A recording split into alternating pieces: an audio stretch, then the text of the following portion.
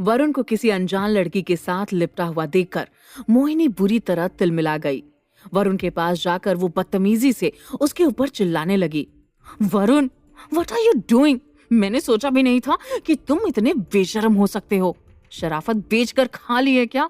यहाँ इस 2 कौड़ी की लड़की के साथ लिपट कर डांस करते हुए तुम्हें शर्म नहीं आती? तुम अच्छी तरह से जानते हो कि क्लब में हमारी क्या पोजीशन है। सबको पता है हमारी सगाई हो चुकी है, कुछ वक्त बाद शादी भी होने वाली है। खुद का नहीं तो मेरी रेपो का ध्यान रखा होता। इतनी भीड़ के बीच कुछ लोगों ने इनकी नौटंकी पर गौर किया, लेकिन अधिकतर तो अब भी अपनी मस्ती में ही मस्त थे। वरुण ने हड़बड़ाते हुए लड़की को छोड़ा और मोहिनी का हाथ पकड़कर बाहर ले आया।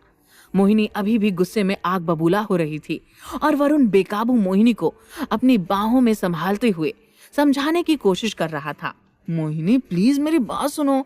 Baby give me one chance. एक बार तो मेरी बात सुन लो। देन तुम जो कहोगी मुझे मंजूर है। क्या सुनो? तुम्हारी बेशर्मी के किस्से? वरुण, मैं तुम्हें रंगे हाथों पकड़ चुकी हूँ। मेरा काम हो गया, अब मैं यहाँ से जा रही हूँ। वरुण ने बलपूर्वक अपनी बात रखते हुए कहा। मोहिनी, अगर मैं कहूँ कि वो लड़की अनवी मेहरा के साथ काम करती है तो? ये सुनने के बाद तो ऐसा लगा मानो अचानक से ही किसी ने जलती हुई आग पर ठंडा पानी डाल दिया था। मोहिनी का सारा गुस्सा उतर चुका था, तेवर बदल गए थे। मोहिनी ने अचानक वरुण के कंधे पर हाथ रखते हुए पूछा, क्या ये लड़की अनवी मेहरा के साथ काम करती है? पर तुम्हें कैसे पता? वरुण ने मोहिनी के शरीर से अपने हाथों की पकड़ को ढीली करते हुए कहा, अनवी मेहरा जब से आई है उसकी हर एक्टिविटी पर मेरी नजर है। मैंने कल न्यूज़पेपर में अनवी की फोटो देखी, उसके ठीक पीछे इस लड़की को मेहरा इंडस्ट्रीज की फाइल पकड़े भी देखा। ये अचानक मुझे इस क्लब में मिली और बस मैं तब से इसके पीछे लग गया। इसे धीरे धीरे रम पिलाते हुए इसके होश गायब कर रहा था, क्योंकि इंसान नशे में खुद पर से काबू खो देता है, और ऐसे ही हो रहा था। पर तुम अचानक यहाँ आ गई और मेरे सारे किए कराए पर पानी फेर दिया। वरुण की बात सुनकर मोहिनी ने कुछ सोचते हुए कहा, ठीक है, माना कि वो अनवी मेहरा के ऑफिस में काम करती है, पर क्या हम अनवी मेहरा के ऑफिस में काम करने वाले हर अरे गहरे नथु खैरे के आगे पीछे घूमते रहेंगे? कम ऑन मोहिनी, पहले मेरी बात तो सुनो। मोहिनी ने आगे बढ़ते हुए कहा, कुछ सुनने लायक हो तब तो सुनो। आखिर ऐसी कौन सी बात पता चली है तुम्हें? कौन सा तीर मार लिया तुमने? इस बार किसी तरह की कोई सफाई ना देकर वरुण पीछे से मोहिनी के सामने आया और कॉन्फिडेंस के साथ कहा, कल आर्यन मलिक और मेहरा की एक बहुत ही सीक्रेट मीटिंग रखी जा रही है, शहर से बाहर एक रिजॉर्ट में। शायद इस बात में तुम्हें कोई तो खासियत लग रही होगी। इस बात को सुनकर ऐसा लगा जैसे किसी ने जलती हुई आग पर ठंडा पानी डाल दिया था। मोहिनी का गुस्सा पूरी तरह से ठंडा पड़ चुका था। इतना सुनते ही कुछ देर के लिए दोनों चुप हो गए। अब यहाँ पर उनका बात करना ठीक नहीं था। वरुण ने मोहिनी को गाड़ी में बैठाया और गाड़ी आगे बढ़ा दी। उनकी कार लगभग 60-70 की स्पीड से सड़क पर दौड़ रही थी। मोहिनी ने चलती हुई गाड़ी से हाथ बाहर निकालकर सिगरेट का आखिरी कश लेकर बचे हुए टुकड़े को बाहर फेंकते हुए कहा, क्या आर्यन मलिक के साथ मिस्टर मेहरा की मीटिंग? हम तो समझ रहे थे कि मेहरा और उनकी बेटी हमसे इम्प्रेस हैं, पर ये दोनों तो मलिक की तरफ लुढ़कते नजर आ रहे हैं। क्यों नहीं, जहां तक मेरा ख्याल है मलिक मेहरा से भी 2 कदम आगे है पैसे में और पहुंच में भी, तो क्यों ना हम उसके पीछे जाएं? वरुण, हमें जानना ही होगा कि इस मीटिंग में आखिर होने क्या वाला है, चाहे कैसे भी, लेकिन कल हम वहां जा रहे हैं। वरुण ने कार ड्राइव करते हुए कहा, मोहिनी समझने की कोशिश करो। देखो, जितने तुम बेताब हो सारी बात जानने के लिए, उससे कहीं ज्यादा मैं हूँ। बट ये बिल्कुल भी सेफ नहीं है, हम वहां नहीं जा सकते। अगर किसी ने हमें देख लिया तो काम होने से पहले ही बिगड़ जाएगा। इतना कहने के बाद वरुण का पूरा ध्यान स्टीयरिंग पर चला गया और मोहिनी के मन में ये बातें सवाल जवाब करने लगी। वो मोहिनी को सब कुछ बता चुका था। एक तरफ तो मोहिनी को सारी बातें सच लग रही थी, लेकिन दूसरी तरफ मन के किसी कोने में एक छोटा सा शक भी था कि कहीं ऐसा तो नहीं कि उसने वरुण को रंगे हाथों पकड़ा, इसलिए वरुण ने ये स्टोरी क्रिएट कर दी। पर ना चाहते हुए भी मोहिनी को उसकी बात पर विश्वास करना पड़ा, क्योंकि इस वक्त उसके पास कोई दूसरा चारा भी तो नहीं था। तभी वरुण ने पूछा, बेबी प्लीज चिल डाउन। तुम्हें ऐसे देखकर मुझे बिल्कुल भी अच्छा नहीं लगता। मुझे तो अपनी बॉम्ब मोहिनी ही पसंद है, जो हर वक्त किसी न किसी पर फटती रहती है। आई एम सॉरी बेबी, मैं बस मजाक कर रहा हूँ। ये कहते हुए वरुण ने झट से अपना एक कान पकड़ लिया। अच्छा, तुम अपना मुंह ठीक करो और बताओ कल की पार्टी की क्या अपडेट है। कल तुम्हारी बर्थडे पार्टी में हम कुछ ज्यादा ही बिजी रहने वाले हैं। शाम को अनवी तुम्हारे घर आ रही है, तो उसके बारे में कुछ खास सोचा है क्या? और हाँ, हमने कल जो 200 गेस्ट की लिस्ट बनाई थी, क्या उसके अलावा भी तुमने कुछ और गेस्ट लिस्टेड किए हैं? क्योंकि हमें उस तरह से उनके आओ भगत की तैयारी भी करनी होगी। कुछ खास नहीं, बस कॉलेज के कुछ दोस्तों को इनवाइट किया है, बाकी सारा प्री प्लान्ड ही है। मोहिनी, मैंने इस पार्टी के लिए कोई कसर नहीं छोड़ी। लोगों की नजर में तो ये बहुत ही कैजुअल पार्टी है, क्योंकि हमने ये बात लोगों तक पहुंचाई है। बट गहराई से देखा जाए तो मैंने इसे स्पेशली प्रोफेशनल मोड में ही ऑर्गेनाइज करवाया है। मोहिनी अब तक रिलैक्स हो चुकी थी। उसने भागती हुई कार के कांच से झांक कर कहा, मैंने इस पार्टी में कितने भी लोगों को क्यों ना बुलाया हो, हमारे खास मेहमान मिस्टर मेहरा और अनवी ही होंगे। हमें इन पर इतना अच्छा इंप्रेशन डालना है जिससे दोस्त के साथ साथ हमारे बिजनेस पार्टनर भी बन जाए। कहने को मेरी बर्थडे पार्टी होगी, बट स्पेशली ये पार्टी मैं अनवी मेहरा के लिए रख रही हूँ। सुबह सुबह अनवी और मिस्टर मेहरा कोई फाइल देखते हुए डिस्कशन कर रहे हैं और अचानक अनवी ने फाइल बंद करते हुए मिस्टर मेहरा को देखकर कहा, डैड, हमने पिंजरे में पनीर लगा दिया, चूहा पनीर खाने भी आ गया, पर क्या अब उस चूहे से बार बार मिलना, उसे देखना सही होगा? मिस्टर मेहरा ने हंसकर कहा, तुम्हारा मतलब किससे है, मोहिनी या वरुण? अनवी बोली, वरुण तो सिर्फ मोहरा है, चाले तो सारी मोहिनी के हाथों में ही हैं। मिस्टर मेहरा ने बात साफ की, अनवी बेटा, अगर हम चूहे को मार कर फेंकना चाहते हैं तो ये तो बहुत आसान है, पर अगर चूहे को फंसा कर रखना है तो बार बार उसे देखना भी होगा और पनीर के टुकड़े भी डालने होंगे और उस पर नजर भी रखनी होगी, और तब जरूरी हो जाता है कि हम उसके करीब जाएं। पर अचानक अनवी की आंखों से उदासी झांकने लगी। उसने अपने हाथ में पकड़ी फाइल को अलग रखते हुए कहा, सच बात तो ये है कि मैं भी अपने घर जाना चाहती हूँ। पूरे 2 साल के बाद उस घर में कदम रखूंगी। मुझे नहीं पता उस वक्त मैं खुद को संभाल भी पाऊंगी या नहीं, पर मैं जाऊंगी। मुझे माँ, पापा और रोमियो से मिलना है। उस घर की हर चीज मेरी रूह में बसी है। मैं चाहकर भी सब कुछ नहीं भूल पा रही। माँ पापा ने भले ही मुझसे मुंह मोड़ लिया, उन्होंने कितनी आसानी से मोहिनी की बात पर भरोसा कर लिया कि मैं किसी के साथ भाग गई। ये कहते हुए अनवी के होंठ कांपने लगे। उसने अपने आंसू पोंछते हुए कहा, डैड, मैं माँ पापा को भूल नहीं पाई। बस एक बार उन्हें देखना चाहती हूँ कि क्या वो मेरे बिना खुश हैं। क्या मेरे जाने से उन्हें कोई फर्क नहीं पड़ा? क्या उन्होंने मुझे मरा हुआ मान लिया? मैं जरूर जाऊंगी डैड। मैं उस घर में जाकर देखूंगी कि मेरे जाने के बाद सब कितने खुश हैं। बहुत देर तक बात करने के बाद आखिरकार मिस्टर मेहरा और अनवी ने इस पार्टी में जाने के लिए खुद को रेडी कर ही लिया। दोपहर के 4 बज रहे थे। अनवी बार बार खुद को समझा रही थी कि उसे किसी भी हालत में कमजोर नहीं पड़ना था। आज उसके लिए परीक्षा की घड़ी थी कि वो राय सिंह हाउस जाकर खुद पर काबू रख पाती है।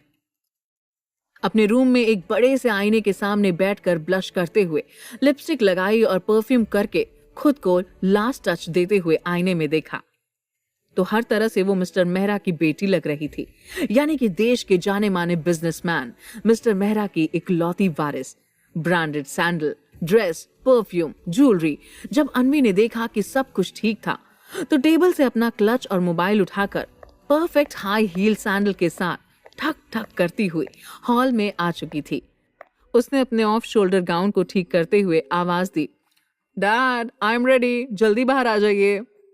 मिस्टर मेहरा जब अपने रूम से बाहर निकले तो उन्होंने कंधे और कान के बीच मोबाइल दबा रखा था और दोनों हाथों से कोट के बटन लगाते हुए मोबाइल पर बात कर रहे थे। हेलो, क्या कहा मिस्टर दीवान? मुझे अर्जेंटली मीटिंग अटेंड करनी होगी, बट व्हाई? आज के लिए तो मैंने सारी मीटिंग कैंसिल करवा दी थी। क्या हुआ? कहाँ प्रॉब्लम आ गई? Okay okay, I am coming. इतना कहकर उन्होंने मोबाइल रखा और अनवी से कहा, अनवी सॉरी, मुझे अभी इसी वक्त मीटिंग के लिए निकलना होगा। एक बहुत बड़ी फाइनेंशियल प्रॉब्लम आ गई है, उसे सॉर्ट आउट करना होगा क्योंकि फाइल सबमिट करने के लिए कल लास्ट डेट है। अगर मैं अभी इसी वक्त नहीं गया तो मलिक के साथ हमें अपनी डील कैंसिल करनी पड़ेगी। ये सुनकर अनवी कुछ नर्वस हो गई, पर वो समझती थी कि अगर डैड ने कहा था तो जाना बहुत जरूरी होगा, वरना वो कभी पार्टी कैंसिल नहीं करते। उसे अकेले जाने में घबराहट होने लगी थी, लेकिन इस पार्टी को वो इग्नोर नहीं कर सकती थी और उसने खुद को जाने के लिए मना ही लिया। मोहिनी पूरी तरह से रेडी हो गई थी बर्थडे गर्ल बनकर। इसके साथ ही यहाँ से वहां घूमते हुए अपने पूरे स्टाफ को, नौकरों को, गार्ड्स को सख्त हिदायत दे रही थी कि पार्टी में कोई भी ऐसी बात नहीं होनी चाहिए कि पुरानी बातें उजागर हों। तुम लोगों से जितना कहा गया है, जितना समझाया गया है, अगर उससे ज्यादा मुझे कुछ भी दिखा तो मुझसे बुरा कोई नहीं होगा। कोई भी गलती होने पर इसे अपनी नौकरी का आखिरी दिन समझ लेना। और हाँ, ऊपर वाले रूम की किसी को भनक भी नहीं लगनी चाहिए। तुम सब खास ध्यान रखोगे कि मेहमान नीचे हॉल के अलावा हमारे घर के किसी भी कोने में न जाएं। रास्ते में अनवी मॉल जाकर एक पेंटिंग पिक करती है जो उसने मोहिनी के लिए बनवाई थी। जब अनवी ने पेंटिंग देखी तो उसकी आंखों में चमक आ गई, क्योंकि पेंटिंग में सब कुछ वैसा ही था जैसा वो चाहती थी। इस पेंटिंग में पीछे घना जंगल, काली अंधियारी रात, सामने हाईवे पर इक्का दुक्का कारों की टिमटिमाती लाइट और जंगल की तरफ से आई हुई एक डरी सहमी लड़की। ऐसे महसूस हो रहा था कि शायद वो किसी के चंगुल से छूटकर भाग रही हो। रेशमी नीले गाउन में किसी खूबसूरत परी से कम नहीं लग रही थी, लेकिन उसके चेहरे का डर और घबराहट ये सोचने पर मजबूर कर रहा था कि आखिर इतनी रात में इस घने जंगल में ये क्यों भाग रही थी। इसके साथ ऐसा क्या हुआ होगा। पेंटिंग में इतने सारे राज थे कि कोई एक बार पेंटिंग को देखता तो इसमें ही खोकर रह जाता। अनवी ने पेंटिंग को अच्छे से पैक करवाया और दुकान वाले से पेंटिंग लेते हुए उसे एक्स्ट्रा पैसे देकर कोई बात अच्छे से समझा दी। दुकान वाले ने भी 5-5 100 के करारे एक्स्ट्रा नोट जेब में डाले और मुस्कुराते हुए कहा, हाँ भरोसा रखिए मैडम, आपने जैसा कहा है वैसा ही होगा। पेंटिंग गाड़ी में रखवा कर अनवी ड्राइवर के साथ बर्थडे में जाने के लिए निकल गई। मॉल से निकलकर जैसे ही अनवी रिंग रोड पर आई कि रास्ते में अचानक एक कार ने अनवी की कार का रास्ता रोक लिया और वो बुरी तरह से डर गई। आखिर किसने रोका अनवी का रास्ता? क्या मोहिनी के अलावा भी उसका कोई दूसरा दुश्मन भी था? क्या अनवी मोहिनी की बर्थडे पार्टी में पहुंच पाएगी? इन सभी सवालों के जवाब जानने के लिए सुनते रहिए रिश्ता रिवेंज का, सिर्फ पॉकेट एफएम पर।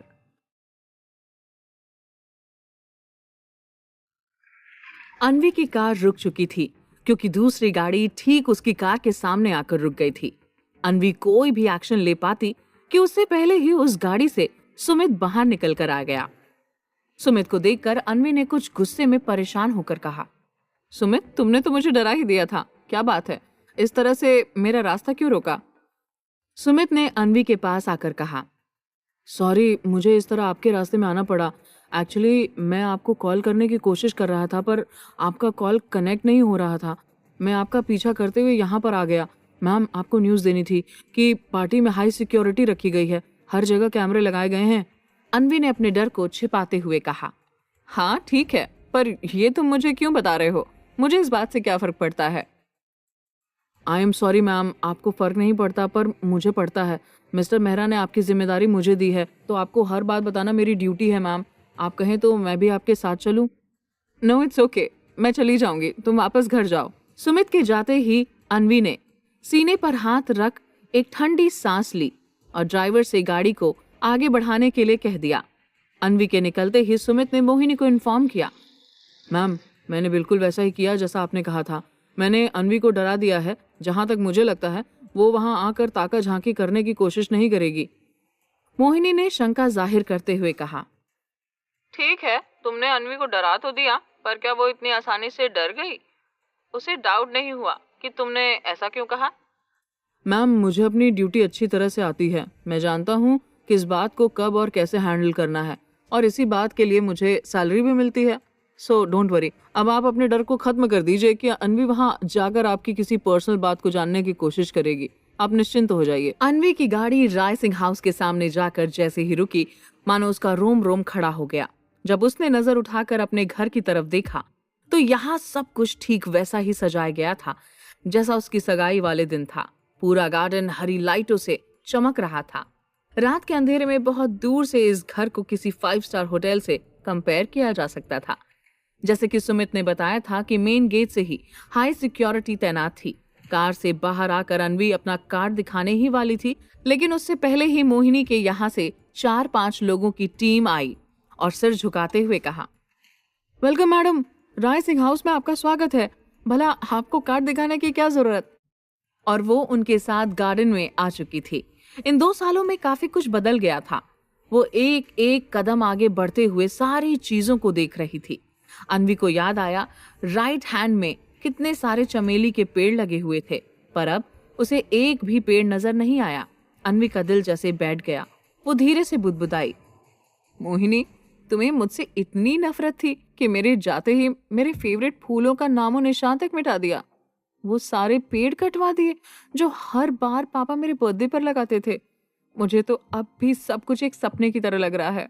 तुमने और वरुण ने मेरे साथ इतना बड़ा कांड रचा। मुझे तो आज भी यकीन नहीं होता कि मेरी बहन, मेरी छोटी सी मोहिनी, जिसे मैं अपनी जान से भी ज्यादा प्यार करती थी, वो कभी मेरे साथ ऐसा कुछ भी कर सकती थी। मैं भूली नहीं हूँ वो दिन जब मेरा 5th बर्थडे था। मैं अपने सरप्राइज गिफ्ट का वेट कर रही थी और मुझे अच्छी तरह से याद है कि माँ पापा तुझे अपने साथ लेकर आए और तेरा हाथ मेरे हाथ में देते हुए कहा था, अनवी, ये रहा तेरा सरप्राइज गिफ्ट, तेरी छोटी बहन। बेटा, तुझे हमेशा शिकायत रहती थी ना कि तेरे साथ खेलने के लिए तेरा कोई छोटा भाई बहन नहीं है, तो ये लो, आज से ये तेरी छोटी बहन है। और तब मैंने तुझे गले लगाते हुए कहा था, आई लव यू मोहिनी। तेरा नाम मैंने ही रखा था। और उस दिन से मेरी सगाई वाले दिन तक मेरे मन में एक पल के लिए भी नहीं आया कि तू मेरी सगी बहन नहीं है। माँ पापा ने भी तुझे सगी बेटी जैसे ही सारे अधिकार दिए थे, यहाँ तक कि उनकी प्रॉपर्टी में भी हम दोनों का बराबर का हिस्सा था। पर तूने ऐसा क्यों किया मोहिनी? तूने ऐसा क्यों किया कि सारे रिश्तों को शर्मसार करके वरुण के साथ इतना बड़ा खेल रचा? आखिर क्या कमी रह गई थी मेरे प्यार में? मैं तुझे अपने करीब लाई थी, पर तूने मुझे घर से, माँ पापा से, रोमियो से, सबसे दूर कर दिया। और तो और मेरे कैरेक्टर पर इतना बड़ा इल्जाम भी लगा दिया। मोहिनी, अगर कोई इस बारे में कभी मुझे कुछ बताता तो मैं मरते दम तक विश्वास नहीं कर पाती कि मेरी बहन कभी मेरे साथ ऐसा कर भी सकती थी। पर एक एक बात मैंने देखी, सुनी और महसूस की है, तो मैं कैसे इन सारी बातों को झुठला दूं? आज मुझे अपने ही घर में अजनबी बन के आना पड़ रहा है, सिर्फ और सिर्फ तेरी वजह से। इस बात के लिए मैं तुझे कभी माफ नहीं करूंगी मोहिनी, कभी माफ नहीं करूंगी। तुझे हर बात का जवाब मुझे देना ही होगा। इतना सोचते हुए अनवी ने खुद को मजबूत किया और घर के अंदर आ गई। पार्टी सच में लाजवाब थी। वहां आया हर शख्स दिल्ली का जाना माना बिजनेसमैन था।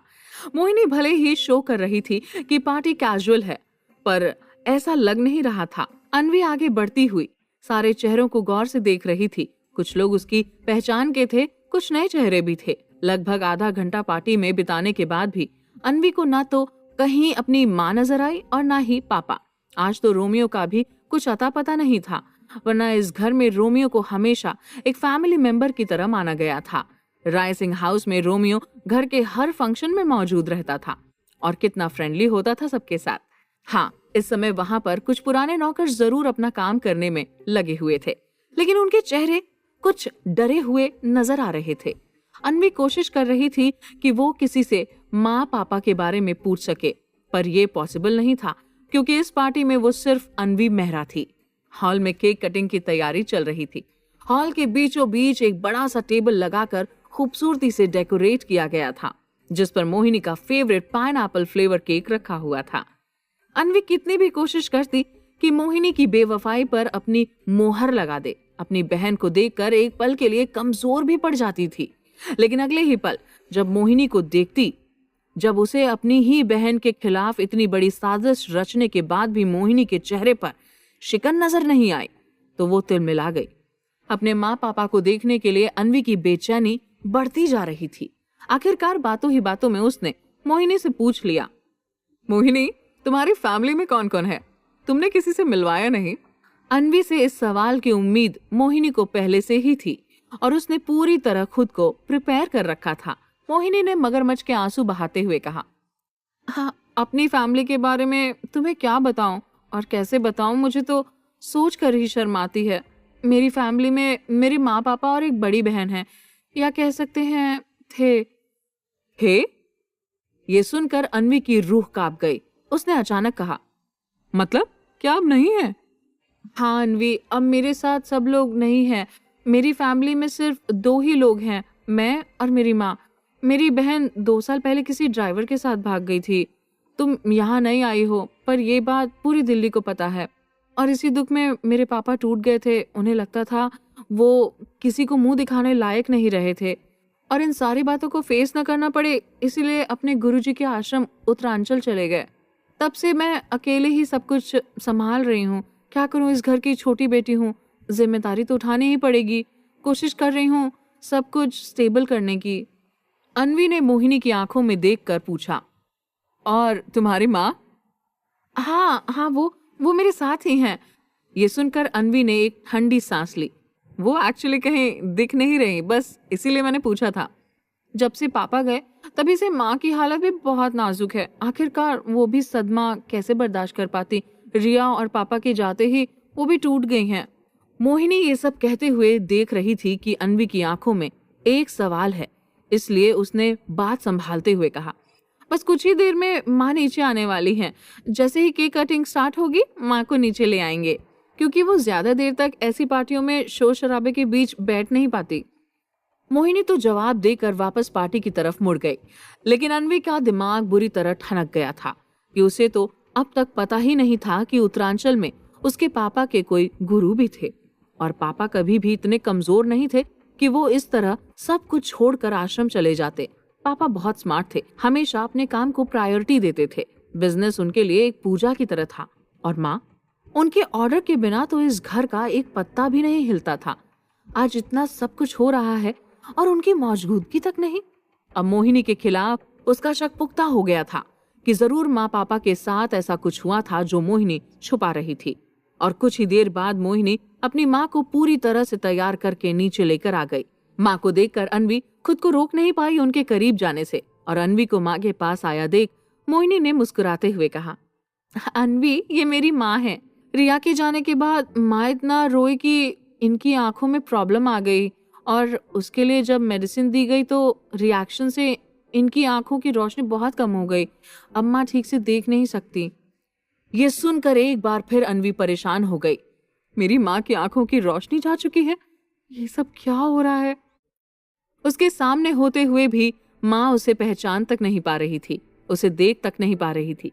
अपने घर का हाल देखकर अनवी की स्ट्रांगनेस बर्फ की तरह पिघल गई, और वो अचानक जाकर अपनी माँ के गले लग गई। जब अनवी का स्पर्श उसकी माँ को मिला तो उन्होंने रिया को झट से पहचान लिया। उन्होंने अपने हाथों की पकड़ अनवी के ऊपर कसते हुए कहा, रिया, तुम आ गई बेटा। मुझे पता था तुम एक दिन वापस जरूर आओगी। क्या अपनी माँ से छुपा पाएगी अनवी बनी रिया अपनी सच्चाई? अब कौन से राज आएंगे अनवी के सामने? इन सभी सवालों के जवाब जानने के लिए सुनते रहिए रिश्ता रिवेंज का, सिर्फ पॉकेट एफएम पर। अपनी माँ के मुंह से रिया सुनकर अनवी भी भावुक हो गई और मन ही मन दुखी हो गई। माँ तो माँ होती है, और वो अपनी बेटी को बिना देखे ही पहचान लेती है। तभी अनवी की नजर उसकी ओर बढ़ती मोहिनी पर पड़ गई, और वो जल्दी से अपनी माँ के हाथों को चेहरे से हटाने लगी। मैं कोई रिया नहीं हूँ, आप मुझे रिया क्यों कह रही हैं? रिया बेटा, अपनी माँ से तू झूठ मत बोल। भले ही मेरी आंखों की रोशनी चली गई है, पर मैं तुझे पहचानती हूँ। मुझे पता है तू अपनी माँ से नाराज है, इसलिए ऐसे कह रही है, पर नाराजगी अपनी जगह होती है और प्यार अपनी जगह। माँ ने फिर रिया के चेहरे को पकड़कर समझाया। अनवी ने हाथ झटक दिया। आंटी, आपको एक बात समझ नहीं आती? मैं रिया राय सिंह नहीं, अनवी मेहरा हूँ, मिस्टर मेहरा की इकलौती बेटी। माँ फिर भी अपनी बात दोहराने लगी। मैं अपनी रिया को बिना आंखों के भी पहचान सकती हूँ। मैंने उसे जन्म दिया है, उसके दिल की धड़कनों को मैं महसूस कर सकती हूँ। तुम रिया ही हो और मुझसे नाराज हो, इसलिए झूठ बोल रही हो ना? माँ ने अनवी के दोनों बाजुओं को पकड़कर पूछा। बोल, तू झूठ बोल रही है ना? मोहिनी फिर झट से आगे बढ़ गई और अनवी को छुड़ाने लगी। माँ, छोड़िए ही नहीं, ये अनवी मेरा है, रिया नहीं। रिया तो बहुत पहले ही मर चुकी है, वो वापस कैसे आएगी? मोहिनी के मुंह से जैसे ही ये शब्द निकले, आसपास खड़े लोग और वरुण भी उसे चकित आंखों से देखने लगा। सबकी नजरों को खुद को घूरते देखकर मोहिनी ने बात चेंज कर दी। माँ, रिया अपने बॉयफ्रेंड के साथ भाग गई है और भागकर उसने हम सबका नाम खराब कर दिया, इसलिए अब वो हम सब के लिए मर चुकी है। आप चलिए मेरे साथ, आपकी मेडिसिन लेने का वक्त हो रहा है। और मोहिनी जबरदस्ती माँ को रूम में ले जाने लगी। माँ बार बार रिया कहकर बात करने की कोशिश कर रही थी, पर मोहिनी उनको लेकर चली गई। अपनी माँ के साथ ऐसा व्यवहार होते देखकर अनवी की आंखें भर आईं और वो मन ही मन में कहने लगी, मुझे माफ कर देना माँ, सामने होते हुए भी मैं कुछ नहीं कर पाई, और मैं चाह कर भी रिया होने का सच अभी नहीं बता सकती। पर जिस दिन मेरे इस राज पर से पर्दा उठेगा, उस दिन मैं इस बात के लिए भी तुझसे माफी मांग लूंगी। अनवी के चेहरे के भाव देखकर वरुण मुस्कुराने लगा। लगता है आप मोहिनी की मॉम को लेकर इमोशनल हो गई, पर चिंता की कोई बात नहीं। मोहिनी अपनी मॉम का बहुत अच्छे से ख्याल रखती है। पर आंटी कभी भी किसी लड़की को देखकर ऐसे ही कहती हैं, ये मेरी रिया है। उन्हें रिया के भाग जाने का गम है, और आप समझ रही हैं ना मैं क्या कहना चाहता हूँ। जानती हूँ मैं, जब किसी बेटी को मारने का षड्यंत्र रचा जाता है तो ऐसे में माँ पर क्या गुजरती है। अन्वी की बात सुनकर वरुण शॉक्ड हो गया और सवालिया नजरों से अन्वी को देखने लगा। वो दरअसल जब मैं छोटी थी और मेरी मॉम के सामने कोई मुझे चॉकलेट देकर बहला फुसला रहा था, तब मेरी मॉम मेरे लिए अकेले ही उन लोगों से लड़ने लगी। आंटी को देखकर मुझे अपनी मॉम की याद आ गई, इसलिए बस कुछ इमोशनल हो गई। अन्वी अपनी और माँ की बचपन की बात को लेकर ही बहाना बना रही थी। जब कुछ देर बाद मोहिनी फिर सबके बीच आई तो सभी से सॉरी कहने लगी। वो दरअसल मेरी माँ की तबीयत कुछ ठीक नहीं है, इसीलिए वो अक्सर ऐसे ही करती हैं। एंड मैं खास करके अन्वी से माफी मांग रही हूँ, माँ की वजह से उसे परेशान होना पड़ा। मोहिनी के माफी मांगने के बाद सब कुछ देर पहले की बातें भूलकर पार्टी एंजॉय करने में लग गए। तभी अन्वी ने मोहिनी से वॉशरूम के बारे में पूछा और वो वॉशरूम के बहाने एक तरफ चली गई। मोहिनी और वरुण आपस में कुछ बातें कर रहे थे। तभी अन्वी छिपते हुए अपनी माँ को खिड़की से देखने लगी। उसकी माँ की हालत देख ऐसा लग रहा था जैसे उन्हें पीटा गया था। उनके हाथ और पैर पर भी बेल्ट के निशान नजर आ रहे थे। तब से अन्वी का दिल भर आया और उसने गुस्से से मुट्ठियां भींचकर दांत पीसते हुए कहा, मोहिनी, तुम इतना नीचे गिर जाओ कि मैंने कभी नहीं सोचा था। प्रॉपर्टी और वरुण दोनों ही तुम्हें मिल गए ना, फिर भी तुमने मेरी माँ के साथ ऐसा व्यवहार किया। उनको अंधा बनाकर चैन नहीं मिला था जो रोज इस तरह इन पर अत्याचार करती हो। अब मैं जब तक तुमसे तुम्हारे हर गुनाह का हिसाब चुकता न कर लूं, तब तक चैन से नहीं बैठूंगी। और अन्वी ने किसी को फोन मिलाया और पूछा, सब कुछ वैसा ही किया ना जैसा कहा था? हाँ मैम, सब कुछ सही से कर दिया, बस आपके फोन का ही इंतजार कर रहा था। अन्वी ने झट से कहा, अब टाइम आ गया है और जैसे ही मैं एक इशारा कर दूं तुम काम पर लग जाना। फिर अन्वी सबके बीच में आई और मोहिनी से पूछने लगी, मोहिनी, केक कब कटेगा? मैं तुम्हें विश करके गिफ्ट देने का वेट कर रही हूँ और फिर मुझे थोड़ा जल्दी जाना है। मोहिनी मुस्कुराने लगी, मैं बस तुम्हारा ही वेट कर रही थी, चलो केक कट करते हैं। मोहिनी केक कटिंग के लिए आगे बढ़ी। तभी अन्वी ने पैर मुड़ने का नाटक करते हुए वरुण को रोक लिया। आप ठीक तो है ना? वरुण ने तुरंत सवाल किया। वो मेरा पैर अचानक मुड़ गया, पता नहीं कैसे, और कुछ दर्द भी हो रहा है। अन्वी वरुण के कंधे पर हाथ रख सहारा लेते हुए अपना दायां पैर थोड़ा ऊपर उठाकर देखने लगी। मोहिनी अपने सामने अपना फेवरेट केक देखकर खुश हो रही थी। तभी भीड़ में से किसी की आवाज आई, झूमर। आवाज तेज थी, इसलिए झूमर सुनते ही सब ऊपर देखने लगे और झूमर को गिरते देख इधर उधर भागने लगे। तभी मोहिनी ने ऊपर देखा और आसपास लोगों के होने के कारण उसे भागने का भी मौका नहीं मिल पाया। फिर भी मोहिनी जल्दी से झूमर के नीचे से हटना चाहती थी, इसीलिए वो एक तरफ भागने लगी। अचानक उसका पैर किसी सामान पर पड़ा और वो मुंह के बल गिर गई। झूमर को नीचे आता देख मोहिनी घबरा कर चिल्लाई, हेल्प मी, कोई मुझे बचाओ प्लीज। झूमर बस मोहिनी पर गिरने ही वाला था और सब बस तमाशा देख रहे थे। तभी अन्वी ने मोहिनी को उठाते हुए एक तरफ खींचा और झूमर गिरने से पूरे फर्श पर कांच के टुकड़े बिखर गए। डर के मारे मोहिनी ने आंखें बंद कर ली थी, पर जब उसे कोई चोट नहीं आई तो उसने आंखें खोली और खुद को ठीक पाकर चैन की सांस ली। तभी अन्वी अपने हाथों में लगे कांच को निकालते हुए दर्द से चिल्लाई, आह। अन्वी की आवाज सुनकर मोहिनी ने जैसे ही उसे देखा झट से कहने लगी, अन्वी, तुम्हारे हाथ में तो कांच चुभ गया है, तुम मेरे साथ आओ, मैं अभी डॉक्टर को बुलाती हूँ। अन्वी ने आंखें बंद करके जोर से कांच के टुकड़े को खींचा और अपने हाथ से निकाल लिया। उसके हाथ से खून बहने लगा, जिसे देखकर वरुण भी फिक्र जताते आगे बढ़ा। अन्वी जी, आप बीच में क्यों आई? अगर आपको कुछ हो जाता तो देखिए कितना खून बह रहा है, आप मेरे साथ आइए, मैं अभी बैंडेज लगा देता हूँ। मोहिनी सोच में पड़ गई। मेरे ऊपर झूमर गिरने वाला था, फिर भी वरुण मुझे बचाने नहीं आया और अन्वी के लिए इतना परेशान हो रहा है।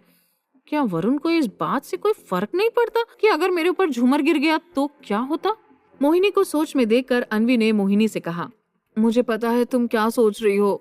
और एक पल रुककर अन्वी ने बताया, यही ना कि तुम्हें बचाते हुए मेरे हाथ में चोट लग गई, पर टेंशन वाली कोई बात नहीं, बस कांच ही लगा है, मैं बाद में डॉक्टर को दिखा लूंगी, अभी मुझे डॉक्टर की जरूरत नहीं है।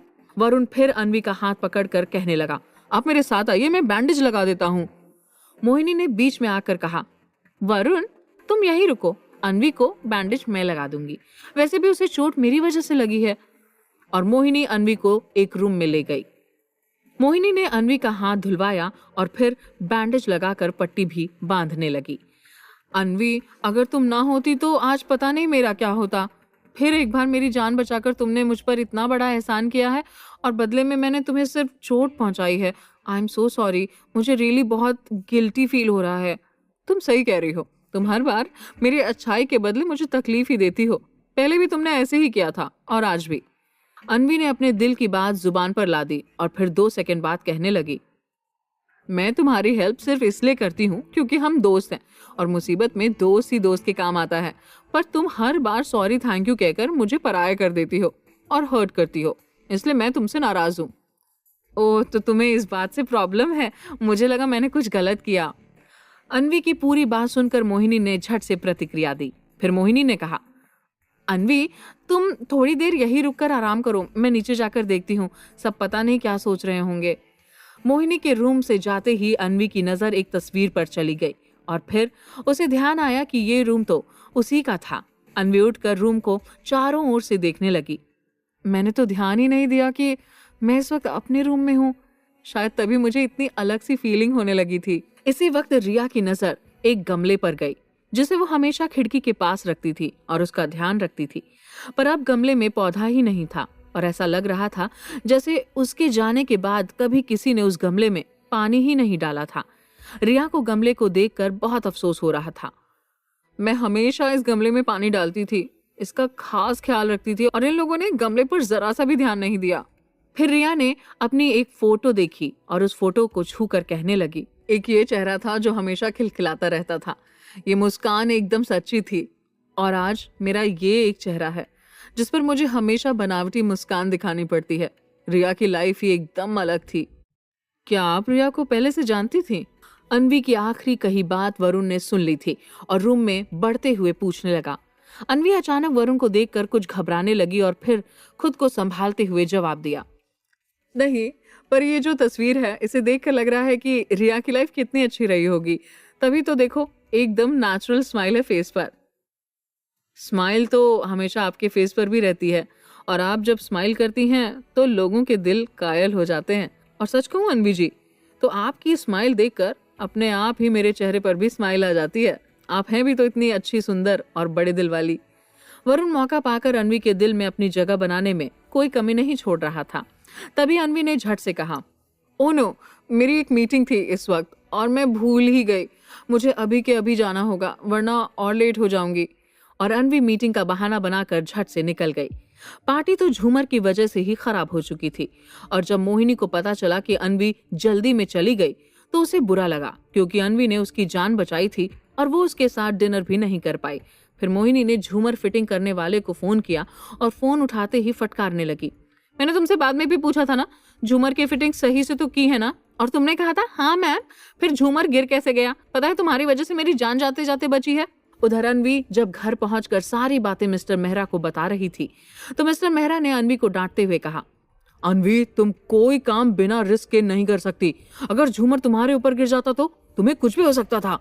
कैसे होता डैड, झूमर फिटिंग्स करने वाले से मेरी पहले ही बात हो चुकी थी और मैंने उससे कहा था कि झूमर कब और कैसे गिरेगा। जब सब मुझे पहले से पता था तो मुझे कुछ होने की गुंजाइश ही नहीं थी और कांच भी मेरे हाथ में लगा नहीं था। मैंने ही जानबूझकर कांच पर हाथ दे मारा था। अन्वी की ऐसी बात सुनकर मिस्टर मेहरा ने नाराजगी जताई, ऐसा कौन करता है, जानबूझकर खुद को ही चोट लगा ली। इसी वक्त अन्वी का फोन बजने लगा और अन्वी ने फोन रिसीव किया तो कोई आदमी इंद्रजीत राय सिंह की खबर देने लगा। अन्वी ने जैसे ही सारी बात सुनी उसकी आंखों से आंसू गिरने लगे। क्या इंद्रजीत राय सिंह को भी मोहिनी और वरुण ने मिलकर मार डाला था? अगर ये बात सच निकली तो कैसे लेगी अन्वी अपने पापा की मौत का बदला? क्या होंगे इन सभी सवालों के जवाब? जानने के लिए सुनते रहिए रिश्ता रिवेंज का, सिर्फ और सिर्फ पॉकेट एफएम पर। अन्वी एक पल के लिए तो बहुत डर गई थी, पर फिर अगले ही पल पूछने लगी, तुम ये बताओ किस हॉस्पिटल में है? वो तो मुझे नहीं पता मैम, पर सिर्फ इतना पता चला है कि उनकी हालत गंभीर है। अब असल में उनको क्या हुआ है ये तो हॉस्पिटल जाकर ही पता लगाया जा सकता है। अन्वी ने सारी बातें सुनकर कहा, मुझे हॉस्पिटल का नाम जानना है और उनकी बीमारी के बारे में भी सब कुछ, और वो भी तुम मुझे बताओगे।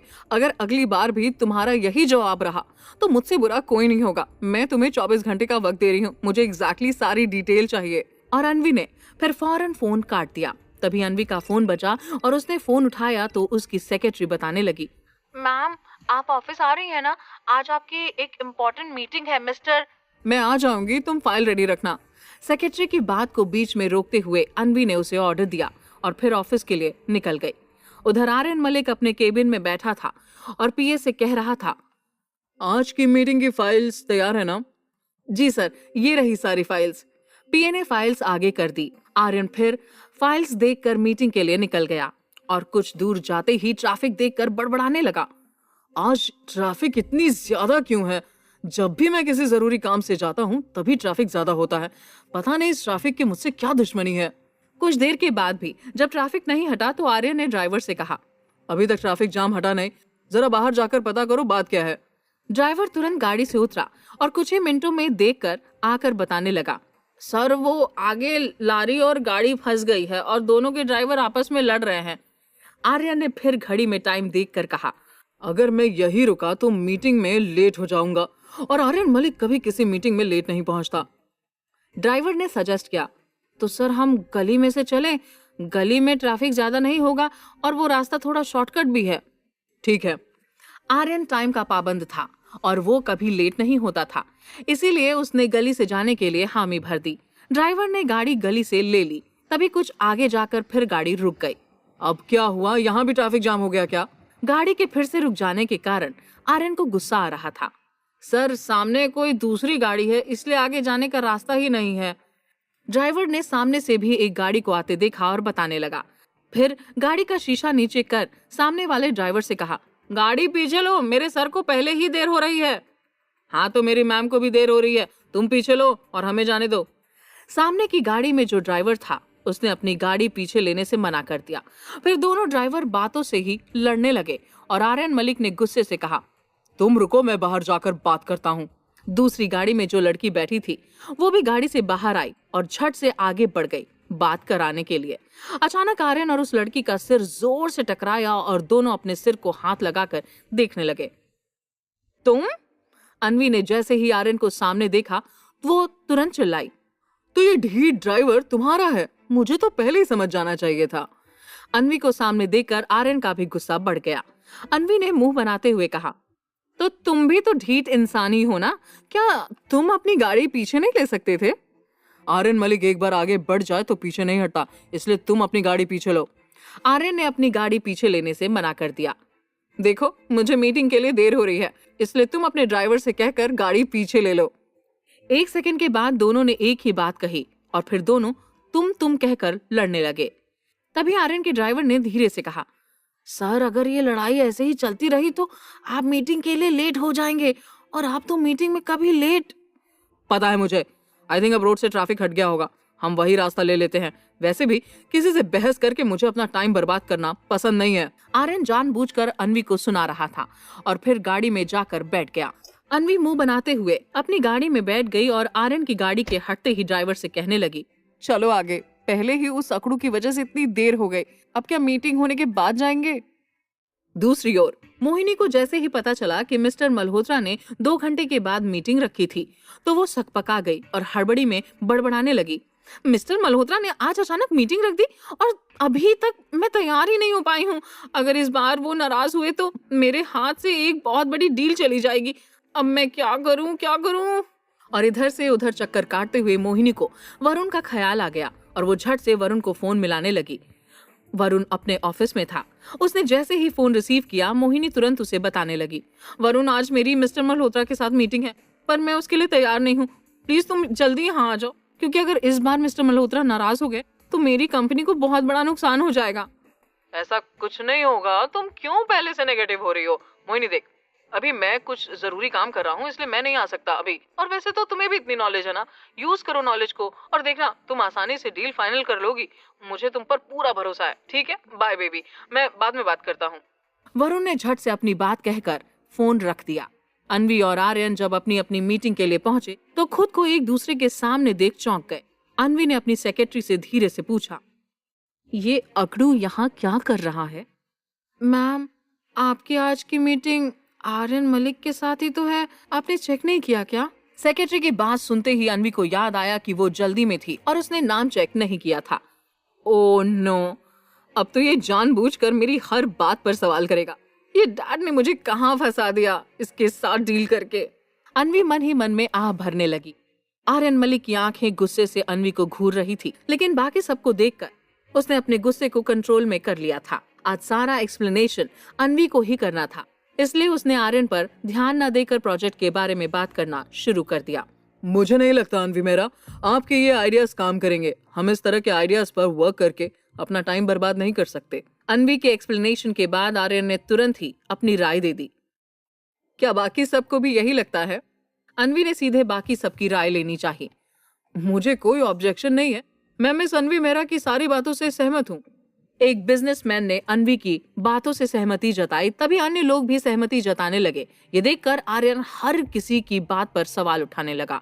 लास्ट में अनवी ने परेशान होकर कहा, आर्यन मलिक, आपके अलावा हर किसी को मेरे आइडियाज पसंद है, और जहां तक आपकी बात है, आप जानबूझकर वो सवाल कर रहे हैं जिनका कोई लेना देना ही नहीं मेरे आइडियाज से।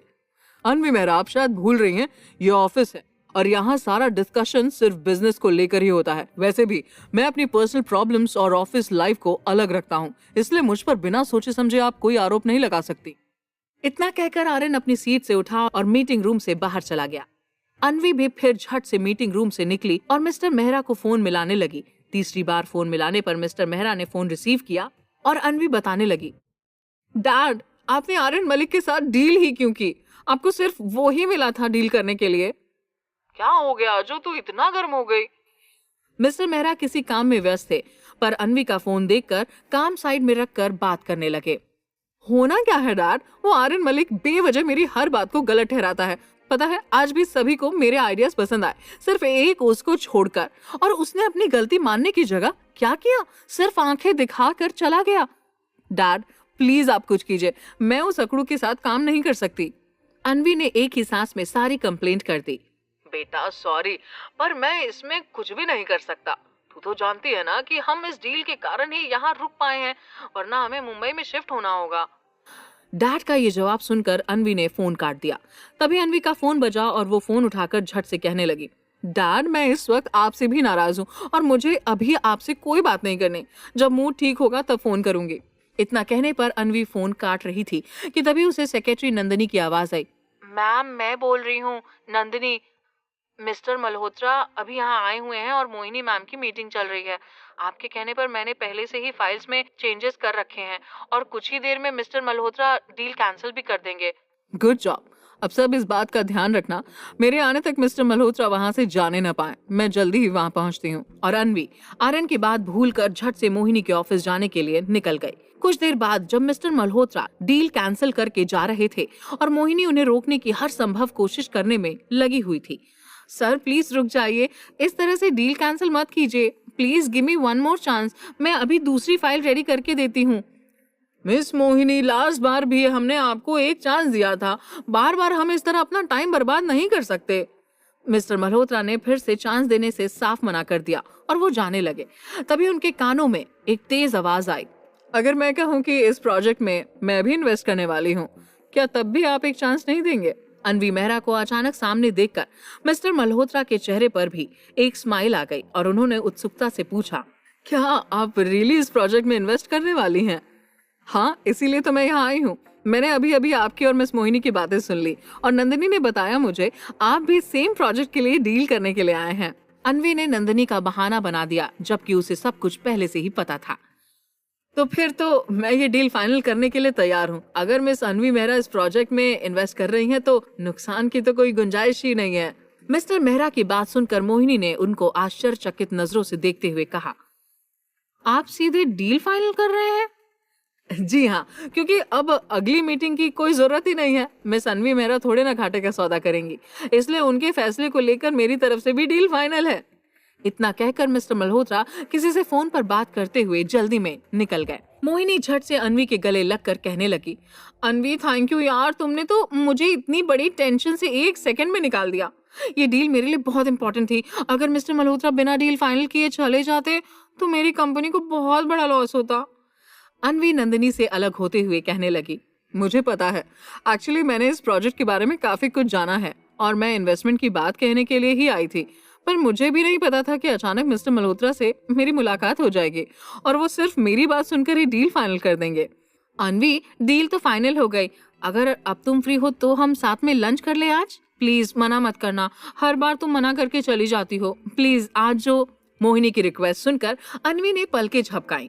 ठीक है, तुम इतना कह रही हो तो मैं मना नहीं करूंगी। और फिर दोनों लंच करने के लिए निकल गई। मुझे बहुत खुशी हुई, इस बार तुमने मना नहीं किया। मोहिनी स्माइल देने लगी। तभी अनवी का फोन बजने लगा और अनवी ने झट से फोन उठा लिया। फोन के दूसरी ओर से कोई आदमी बताने लगा, मैम, इंद्रजीत राय सिंह का पता चल चुका है। मैंने पता लगा लिया है कि वो किस हॉस्पिटल में है और उनको क्या हुआ है। इस वक्त वो कोमा में है। अनवी ने जैसे ही ये बात सुनी तो 1 सेकंड के लिए तो उसकी आवाज गले में ही अटक गई और फिर अनवी ने भरी हुई आवाज में पूछा, क्या वो कोमा में है? क्या मोहिनी जान जाएगी कि अनवी इंद्रजीत राय सिंह के बारे में बात कर रही थी? क्या करेगी अनवी अब अपने पापा की हालत के बारे में जानकर? क्या आर्यन मलिक और अनवी एक साथ होंगे या अनवी को मुंबई शिफ्ट होना पड़ेगा? क्या होंगे इन सभी सवालों के जवाब जानने के लिए सुनते रहिए रिश्ता रिवेंज का, सिर्फ और सिर्फ पॉकेट एफएम पर। अनवी फोन पर बात कर रही थी क्योंकि उसे अब तक पता चल चुका था कि उसके पापा कोमा में थे। ये खबर उसी ने दी थी जिसको अनवी ने इस काम के लिए लगाया था। उसने अच्छी तरह से छानबीन करके ही अनवी को फोन किया था।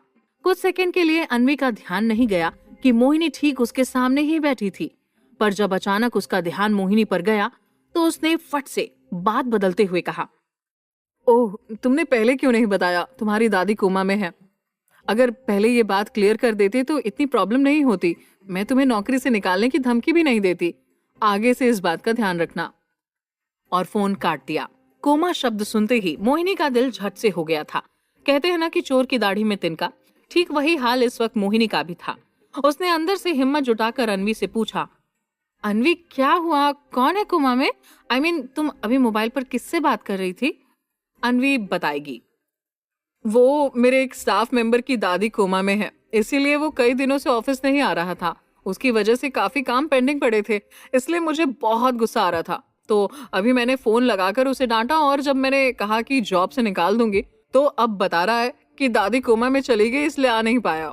इसके बाद कुछ देर तक मोहिनी और अनवी के बात में ऑफिशियल बातों को लेकर चर्चा होती रही।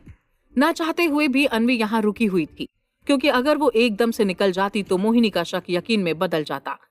आज मोहिनी ने अनवी के लिए अपने ऑफिस में स्पेशल लंच रखवाया था, इसलिए मजबूरन अनवी को लंच के लिए रुकना पड़ रहा था, क्योंकि वो पहले से हाँ कह चुकी थी। लंच के लिए टेबल लगाई जाने लगी। यहाँ आर्यन के दिमाग में एक अलग ही मंथन चल रहा था। पता नहीं क्यों, पर उसने रियलाइज किया कि जब जब अनवी मेहरा उससे मिलती थी तो उसकी आंखों के सामने रिया का चेहरा आ जाता। आखिर क्यों ये लड़की मुझे इतना परेशान करके जाती है? इसके सामने आते ही हमेशा कुछ न कुछ ऐसा होता है जब मैं ना चाहते हुए भी रिया के बारे में सोचने के लिए मजबूर हो जाता हूँ। लेकिन क्या सोचूं?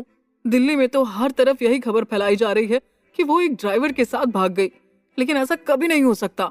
अगर रिया वरुण से प्यार करती थी, उससे उसकी शादी होने वाली थी, तो फिर वो ऐसा कुछ भी क्यों करेगी? It's just impossible.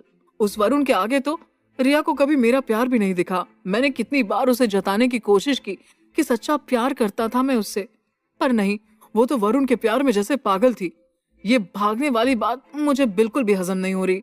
और तब से पिछले 2 सालों से आखिर वो कहाँ जा सकती है? सबकी आंखों से ओझल ही हो गई। ये सारी बातें सिर्फ रिया के बारे में है, पर अनवी से इसका क्या कनेक्शन? क्यों इसके आने से मेरा दिमाग आउट ऑफ कंट्रोल हो रहा है? लेकिन मुझे ऐसा नहीं होने देना है। अनवी मेहरा की वजह से मैं अपने काम पर फोकस नहीं कर पा रहा। कहीं मैंने मिस्टर मेहरा के साथ डील साइन करके कोई गलती तो नहीं कर दी? वैसे डील तो मिस्टर मेहरा के साथ है, पर काम तो उनकी लाडली बेटी ही देखती है, इसलिए मुझे पेशेंस बनाना होगा। अब अनवी मेहरा के साथ काम करना तो मजबूरी है, लेकिन हाँ, मुझे इस लड़की को खुद पर हावी नहीं होने देना। अब मुझे रास्ता देखना ही होगा, अपने तरीके से इसे कैसे हैंडल करे। ये सारी बातें सोचते हुए आर्यन अपनी फाइल्स में उलझ गया। मोहिनी के ऑफिस में लंच की सारी तैयारियां पूरी हो गई थीं। मोहिनी और अनवी के साथ कुछ और लोगों को भी लंच में शामिल किया गया था। अनवी लंच तो कर रही थी, पर जब सिर्फ उसे फोन आया था तब से बहुत परेशान थी। मोहिनी के बारे में सोच सोच कर उसका खून खौल रहा था। मोहिनी ने कितनी आसानी से पापा पर भी इल्जाम लगा दिया कि वो कायरो की तरफ मुंह छुपाकर उत्तरांचल चले गए, पर पापा यहाँ दिल्ली में है। मोहिनी, तुम इतना कैसे गिर सकती हो? कहने को अनवी का शरीर यहाँ था, पर उसका दिमाग पूरी तरह से कहीं और उलझा हुआ था। अनवी के लिए एक एक बाइट निगलना मुश्किल हो रहा था। आखिरकार उसने जैसे तैसे लंच खत्म किया और सबको देखते हुए कहा, मेरा लंच हो गया है। आई एम सॉरी कि अब आप लोगों को और टाइम नहीं दे पाऊंगी। एक्चुअली मुझे एक अर्जेंट मीटिंग के लिए जाना है। So now I am going. Anvi के जाते ही मोहिनी के मन में झट शक सा होने लगा कि आखिर वो अचानक इस तरह से उठकर क्यों चली गई।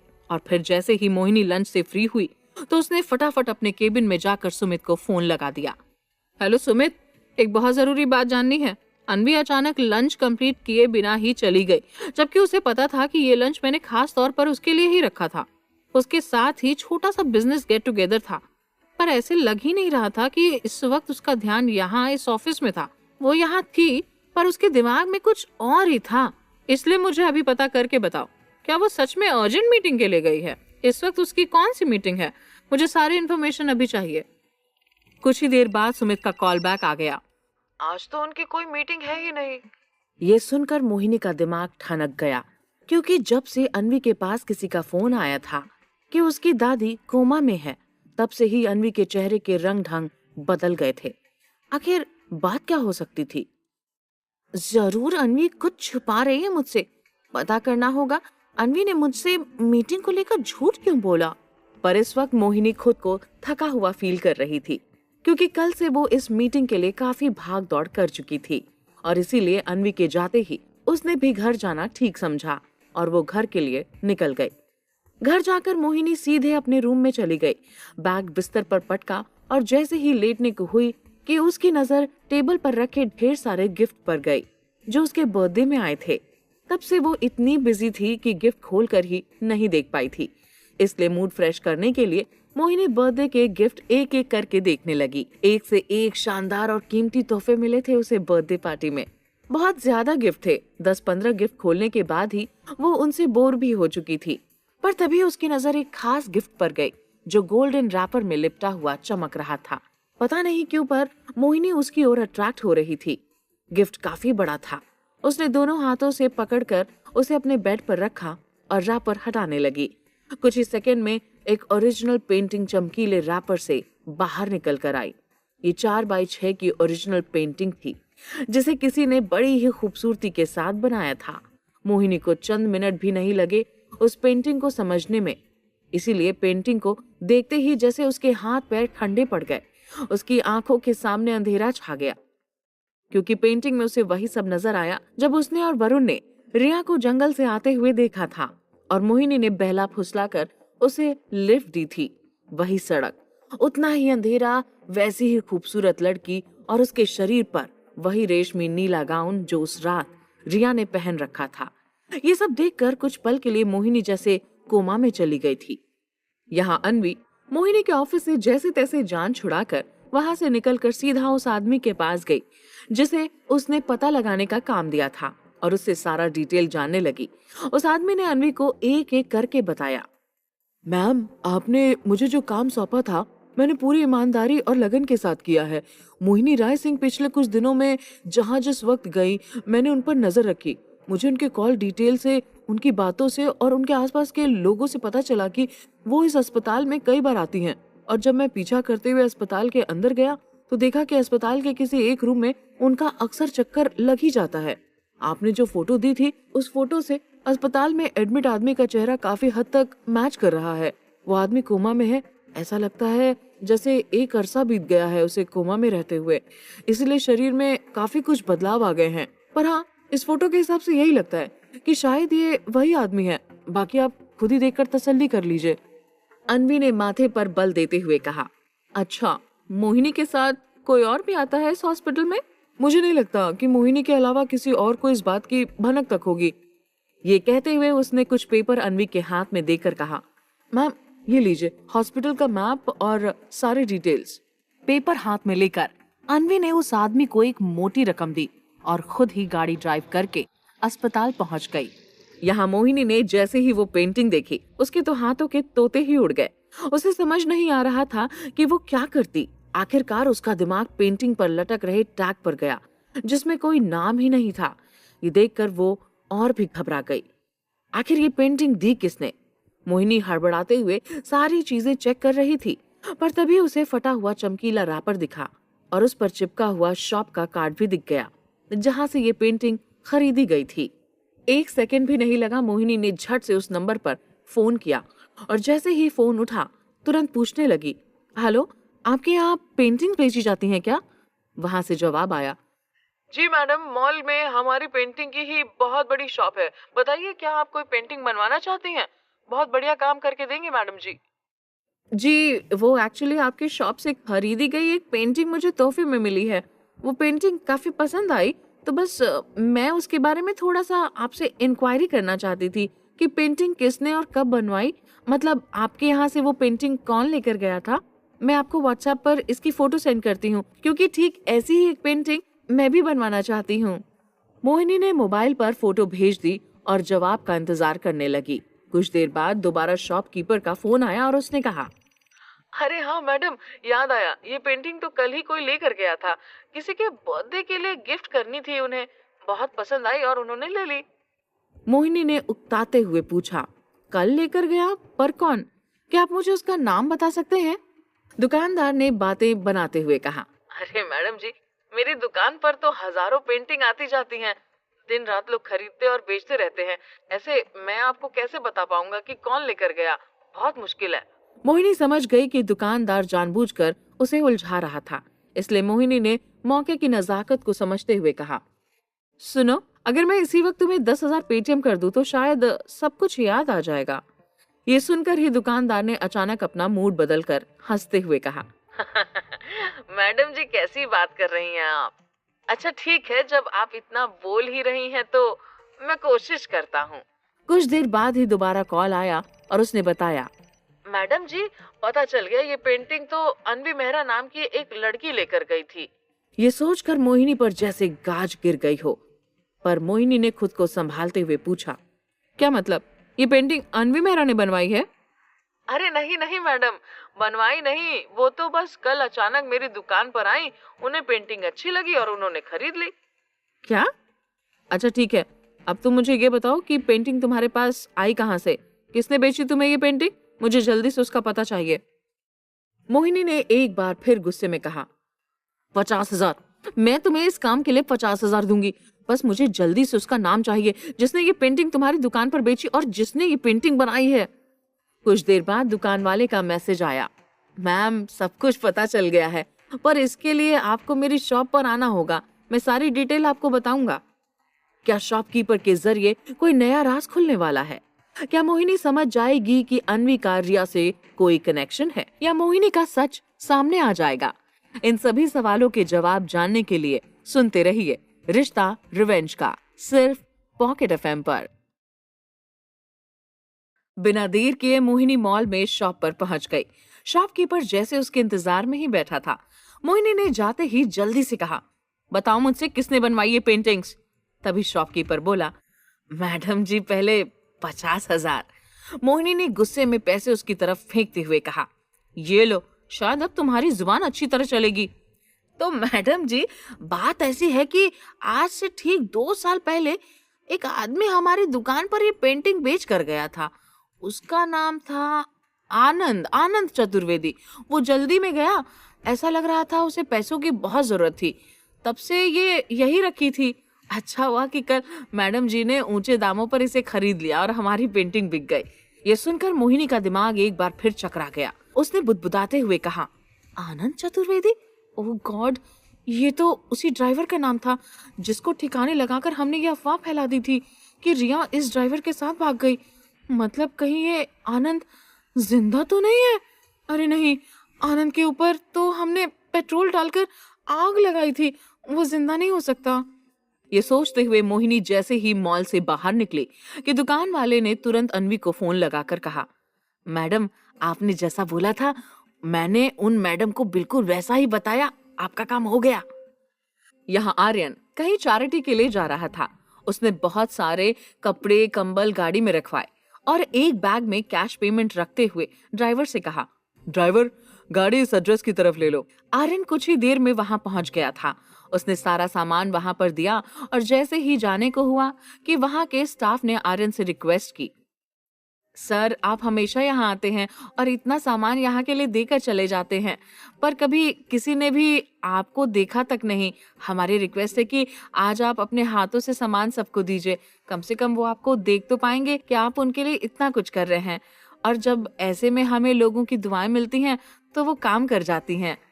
ये लाइन सुनकर आर्यन वही रुक गया और उसने मन ही मन कहा, मेरी तो एक ही दुआ थी रिया, वो तो मुझे नहीं मिली। खैर, लोगों की दुआओं से अगर मुझे रिया को भूलने की हिम्मत मिलती है तो ये भी अच्छा ही होगा। हॉस्पिटल काफी बड़ा था, 2-3 फ्लोर बने हुए थे और इस बार आर्यन पूरे अस्पताल में घूमना चाहता था। अन्वी भी वहां पहुंच गई। हॉस्पिटल बाहर से बिल्कुल सामान्य दिख रहा था, लेकिन उसने जैसे ही अंदर कदम रखा उसे समझ आ गया कि यहाँ पर टाइट सिक्योरिटी थी, वो इतनी आसानी से अंदर नहीं जा सकती थी। अन्वी ने रिसेप्शन पर पूछताछ की, लेकिन काम नहीं बना। वो बातें बनाती हुई कभी नर्स, कभी डॉक्टर, तो कभी वार्ड बॉय से ये जानने की कोशिश कर रही थी कि यहाँ इंद्रजीत नाम का पेशेंट किस कमरे में था, पर पॉसिबल नहीं हो पा रहा था। लेकिन इसी पूछताछ के बीच एक नर्स को कुछ शक हुआ और उसने तुरंत मोहिनी को कॉल करके इन्फॉर्म करने की कोशिश की, पर मोहिनी के नंबर पर रिंग जाती रही लेकिन फोन नहीं उठा। तब सेकंड नंबर जो वरुण का था, नर्स ने तुरंत उस पर कॉल कर दिया।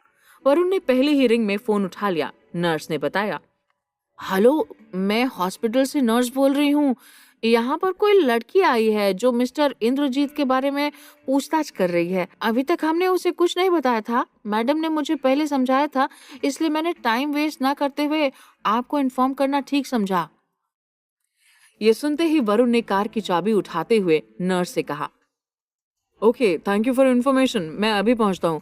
आखिर देखो तो कि कौन है वो लड़की। अन्वी अभी भी जांच पड़ताल में लगी हुई थी।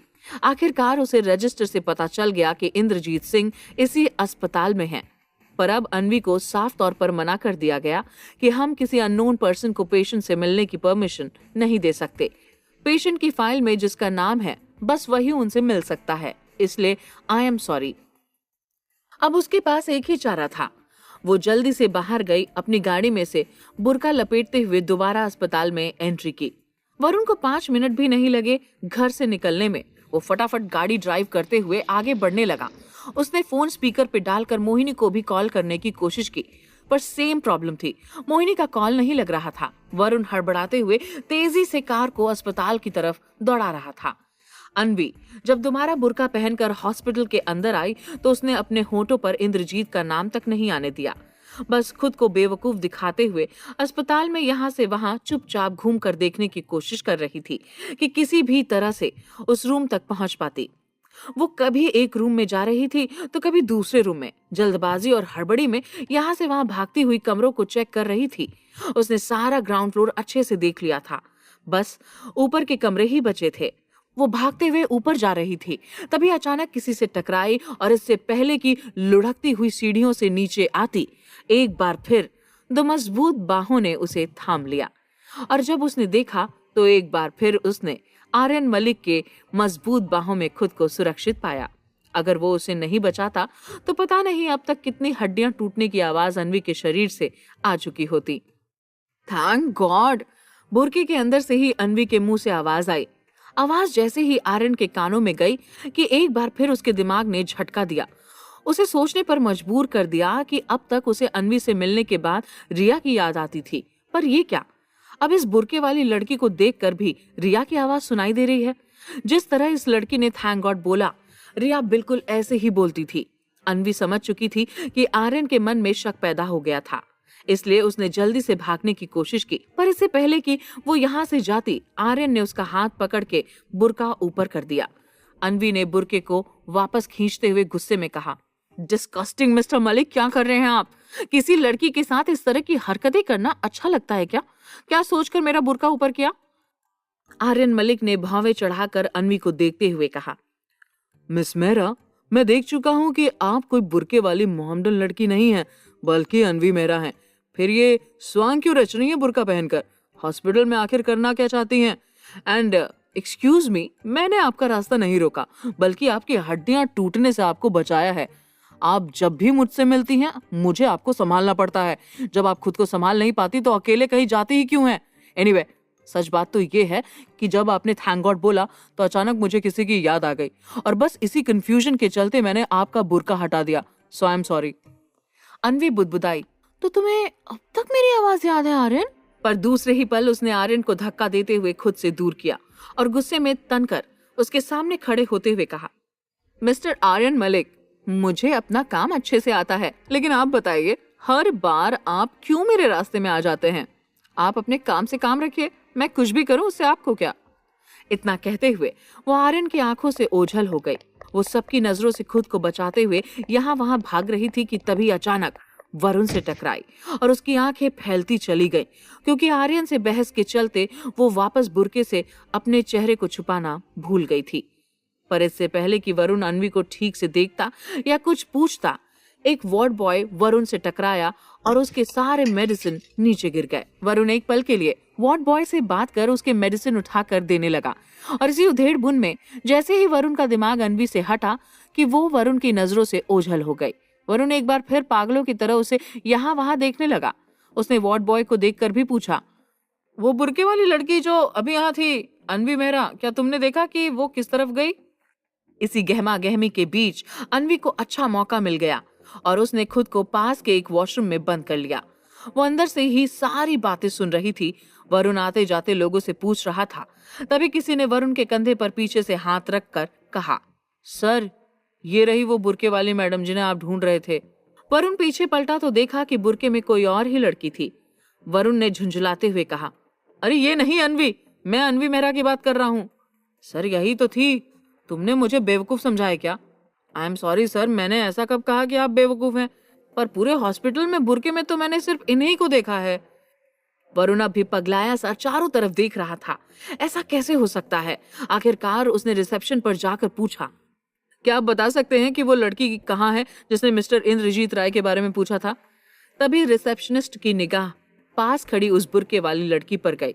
उसने झट से कहा, सर, यही थी वो लड़की जो आपके बगल में खड़ी है। ये पूछ रही थी मिस्टर इंद्रजीत राव के बारे में, और मैंने इंद्रजीत राव का रूम भी बता दिया।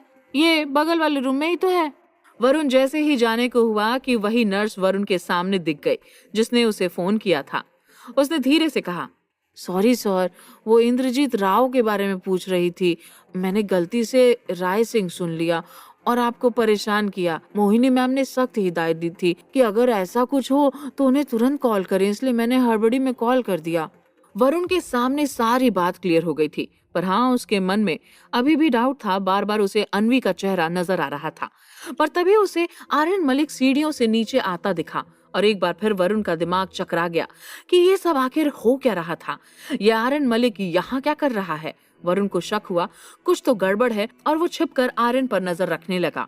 अनवी बाथरूम में बंद हो चुकी थी। लगभग आधा घंटा हो गया था और उसे कुछ समझ नहीं आ रहा था वो क्या करती। अगर किसी से हेल्प मांगती और बाथरूम का दरवाजा ठोक ठोक कर चिल्लाती तो सबके सामने आ जाएगी।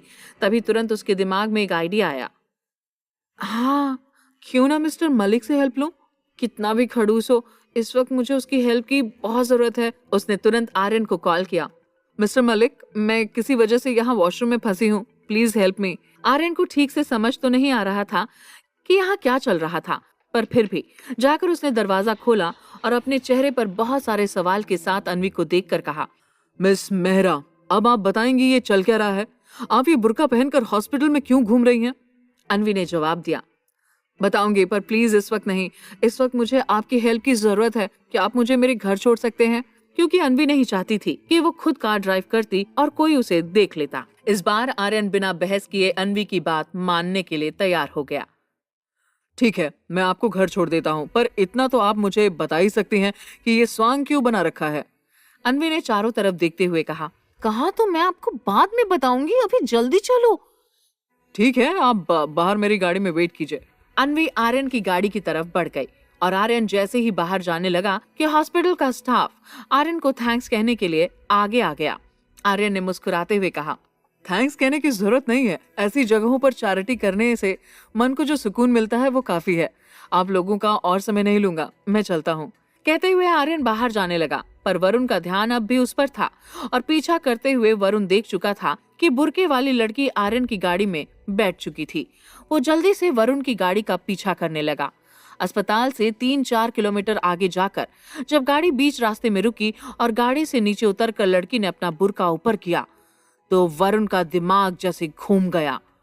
वरुण शॉक्ड था कि आखिर ये माजरा क्या था। क्या वरुण समझ जाएगा कि आर्यन और अनवी मिले हुए थे? अगर ये सच उसके सामने आया तो क्या होगा कहानी का अगला मोड़? इन सभी सवालों के जवाब जानने के लिए सुनते रहिए रिश्ता रिवेंज का, सिर्फ पॉकेट एफएम पर।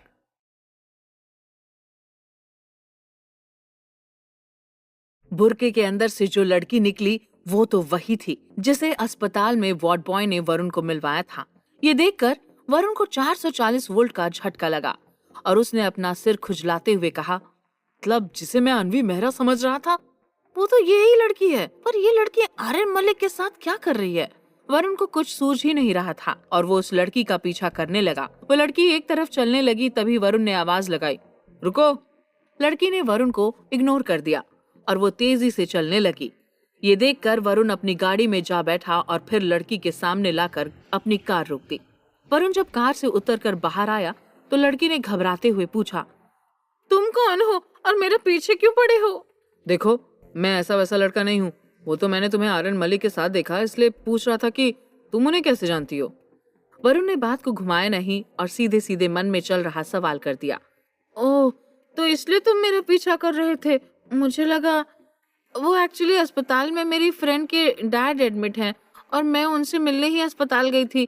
वही मैंने आर्यन सर को चैरिटी करते हुए देखा और बस थोड़ी सी जान पहचान हुई हमारी।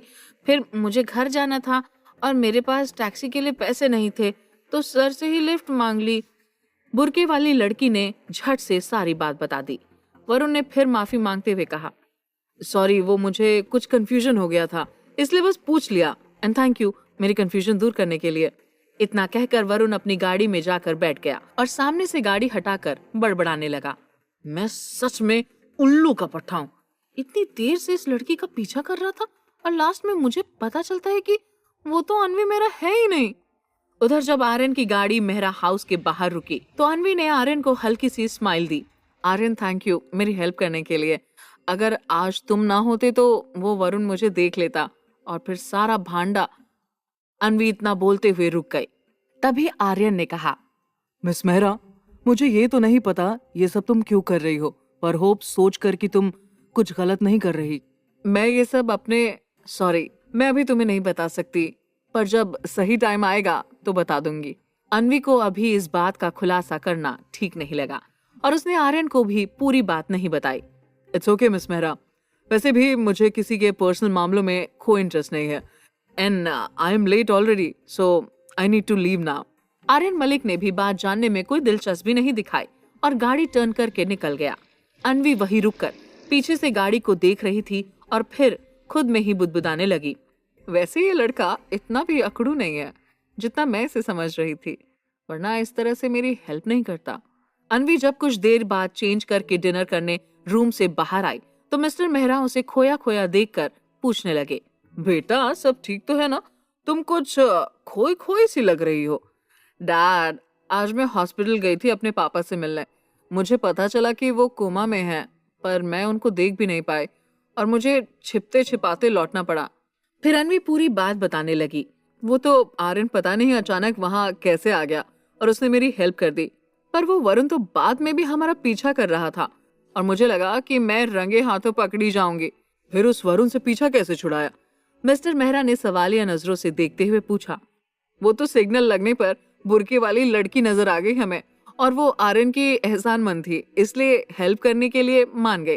फिर क्या था, ट्रैफिक की आड़ में वो भी गाड़ी में बैठ गई और जब वो बीच रास्ते में उतरी तो वरुण ने उसे रोककर पूछताछ की। उसने वैसे ही कहा जैसा मैंने उसे समझा रखा था, और वरुण को अपनी बात का यकीन दिलाते ही उसने मैसेज करके इन्फॉर्म कर दिया।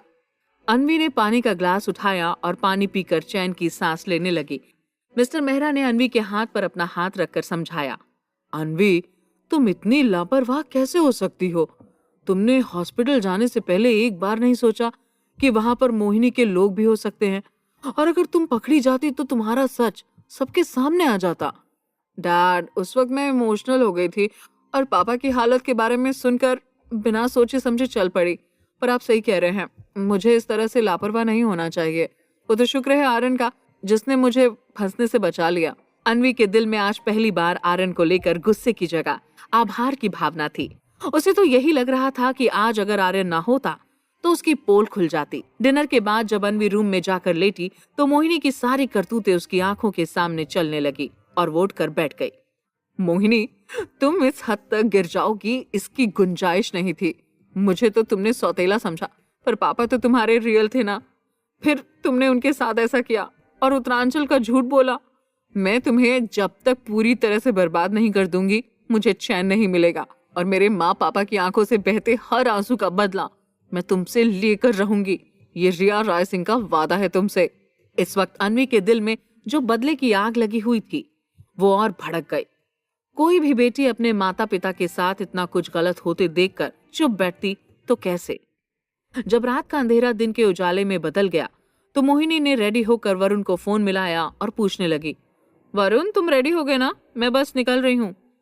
मैं रास्ते में ही हूँ और कुछ ही देर में पार्क में पहुंच जाऊंगा। वैसे भी तुम्हें इंतजार करवा कर मुझे थोड़ी ही ना डांट सुननी है। वरुण का आंसर सुनकर मोहिनी स्माइल करने लगी। ठीक है, जल्दी पहुंचो, मैं भी अभी आ रही हूँ। और फिर अपना पर्स लेकर वो पार्क के लिए निकल गई। कुछ ही देर में जब मोहिनी और वरुण पार्क पहुंचे तो मोहिनी ने उसे गुड मॉर्निंग विश किया। गुड मॉर्निंग वरुण, आज तो तुम मुझसे पहले ही आ गए। Good morning my sweet heart. सुबह सुबह तुम्हारा मूड खराब करता तो मेरा पूरा दिन खराब जाता ना, इसलिए मुझे तो पहले आना ही था। वरुण ने मोहिनी की कमर में हाथ डालते हुए कहा। तभी मोहिनी ने वरुण का हाथ हटाते हुए उदास आवाज में कहा, सॉरी, मैं सुबह सुबह तुम्हारा मूड खराब कर रही हूँ, पर बात ही कुछ ऐसी है और मुझे ऐसा लग रहा है जैसे कोई मेरे घर और ऑफिस के बाहर नजर रख रहा है, इसलिए मैंने तुम्हें पार्क में बुला लिया। मैं कुछ समझा नहीं, कोई तुम पर नजर क्यों रखेगा? वरुण का रोमांटिक मूड ऑफ हो गया और उसके चेहरे से भी कुछ सवाल झलकने लगे। वरुण, दरअसल कई दिनों से मेरे साथ कुछ अजीब चीजें हो रही हैं, पर ये सब कौन कर रहा है कुछ समझ नहीं आ रहा। मोहिनी की बात सुनकर वरुण ने फट से कहा, मोहिनी, हुआ क्या है? साफ साफ बताओ ना, बातों को जलेबी की तरह घुमा क्यों रही हो? मोहिनी फिर सारी बातें याद करते हुए बताने लगी। इनकम टैक्स की रेड वाली बात तो याद होगी तुम्हें। उस दिन के बाद वो चमेली के फूलों के बुके का घर पर भिजवाना और बार बार ऐसी ही कई चीजें होने लगी हैं जिनसे मैं परेशान हो जाती हूँ। और मुझे ये बात समझ नहीं आई कि उस आदमी को कैसे पता चला कि मुझे चमेली के फूलों से एलर्जी थी, क्योंकि ये बात तो सिर्फ तुम, मैं और रिया ही जानते थे, और रिया तो जिंदा ही नहीं है। तभी वरुण के फोन पर किसी का फोन आया। वरुण ने फोन रिसीव किया तो दूसरी ओर से आवाज आई, अनवी मेहरा इस वक्त जॉगिंग कर रही है, मैंने व्हाट्सएप पर फोटो भेजी है, देख ले। वरुण फिर व्हाट्सएप चेक करने लगा। ये देखकर मोहिनी ने उसके हाथ से फोन छीन लिया। वरुण, मैं यहाँ तुमसे अपनी प्रॉब्लम शेयर कर रही हूँ और तुम फोन में घुस गए हो। वरुण ने जैसे ही देखा कि फोन की स्क्रीन पर अनवी की फोटो नजर आ रही थी तो उसके पसीने छूटने लगे और वरुण झट से मोहिनी को हक करने लगा। स्वीट हार्ट, तुम भी ना छोटी छोटी बात पर गुस्सा हो जाती हो, मैं तुम्हारी बात ही सुन रहा था। और वरुण ने झट से फोन का साइड बटन दबा दिया। फिर अपना फोन लेते हुए ही वो कहने लगा, मोहिनी, मैं तुमसे बाद में बात करता हूँ, मुझे एक बहुत जरूरी काम है। इससे पहले कि मोहिनी और कुछ कहती, वरुण झट से गाड़ी में बैठकर निकल गया। ये देखकर मोहिनी ने पैर पटका। मुझे लगा था वरुण मेरी प्रॉब्लम समझेगा और हेल्प करेगा, पर इसके लिए तो मुझसे भी ज्यादा जरूरी काम हो गया है। ठीक 9 बजे जब आर्यन अपनी गाड़ी में बैठकर ऑफिस के लिए निकला तो उसके मन में बस एक ही सवाल चल रहा था, अनवी को लेकर। अनवी कल हॉस्पिटल में बुरके में क्यों थी और वो वरुण से क्यों छिप रही थी?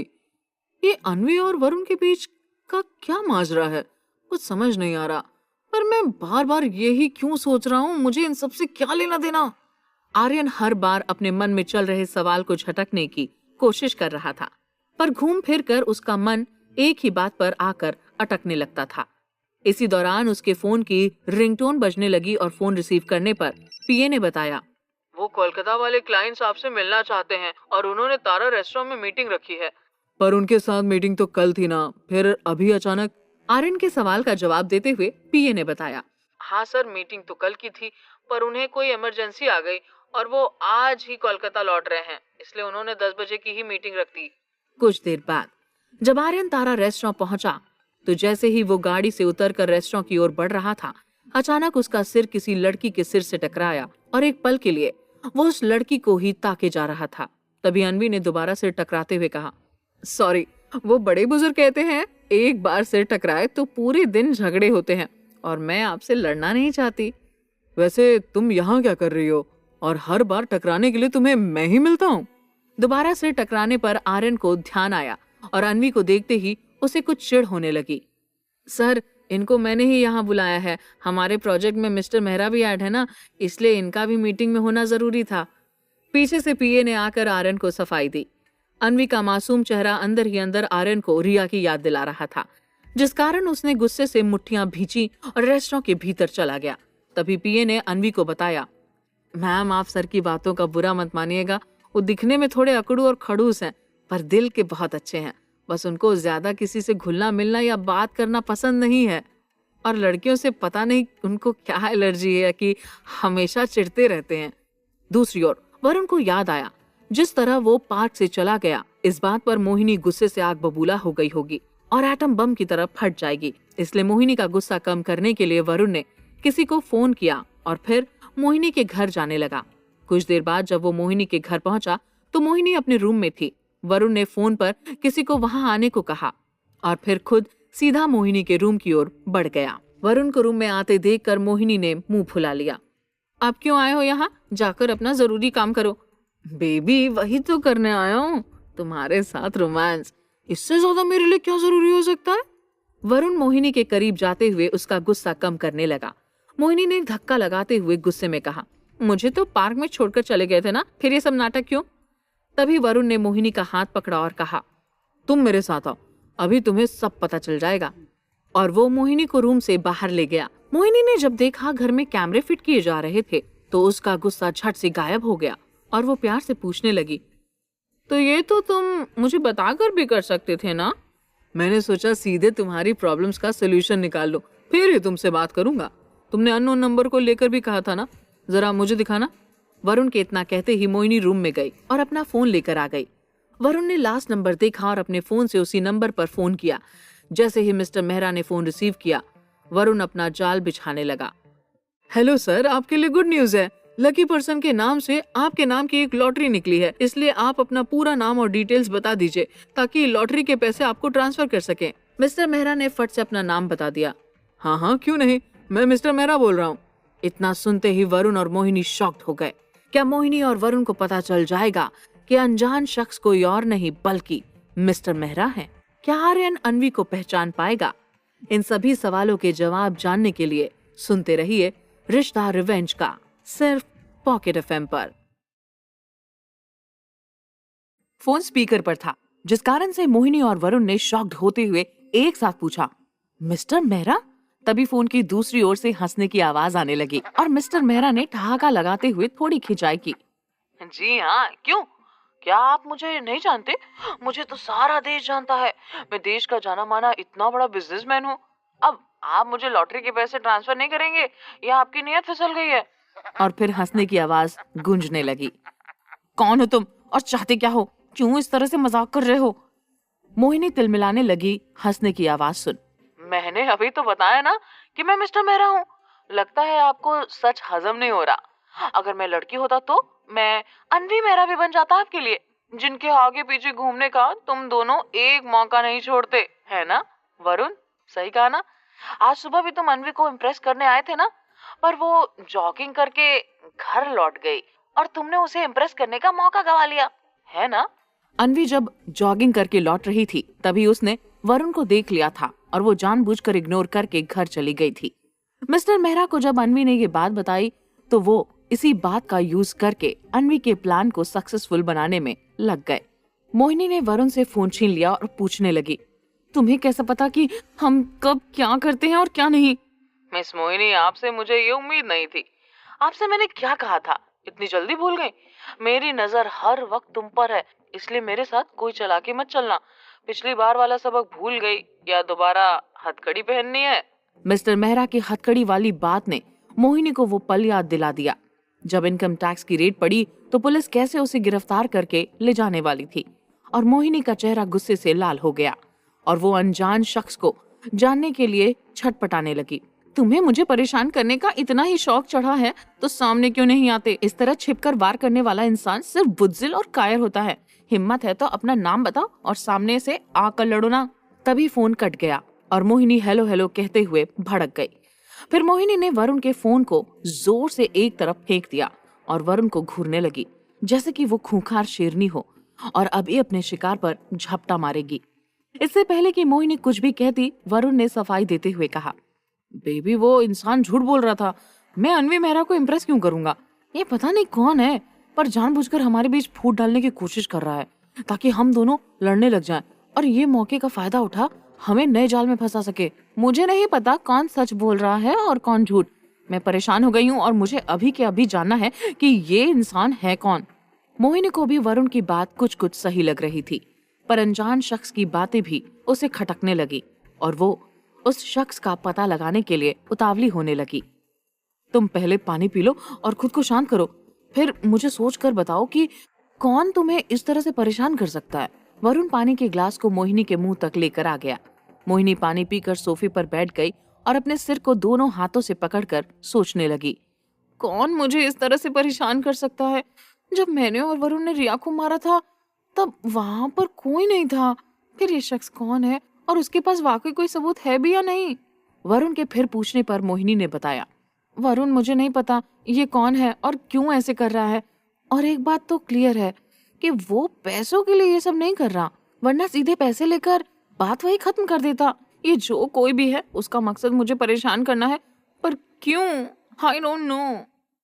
वरुण सोचने लगा, ये शख्स मुझ पर भी नजर रख रहा है, तभी उसे सुबह वाली बात पता है। पर इस तरह तो ये शख्स मोहिनी को मेरे खिलाफ भड़का देगा और मोहिनी के साथ सारी प्रॉपर्टी भी हाथ से निकल जाएगी।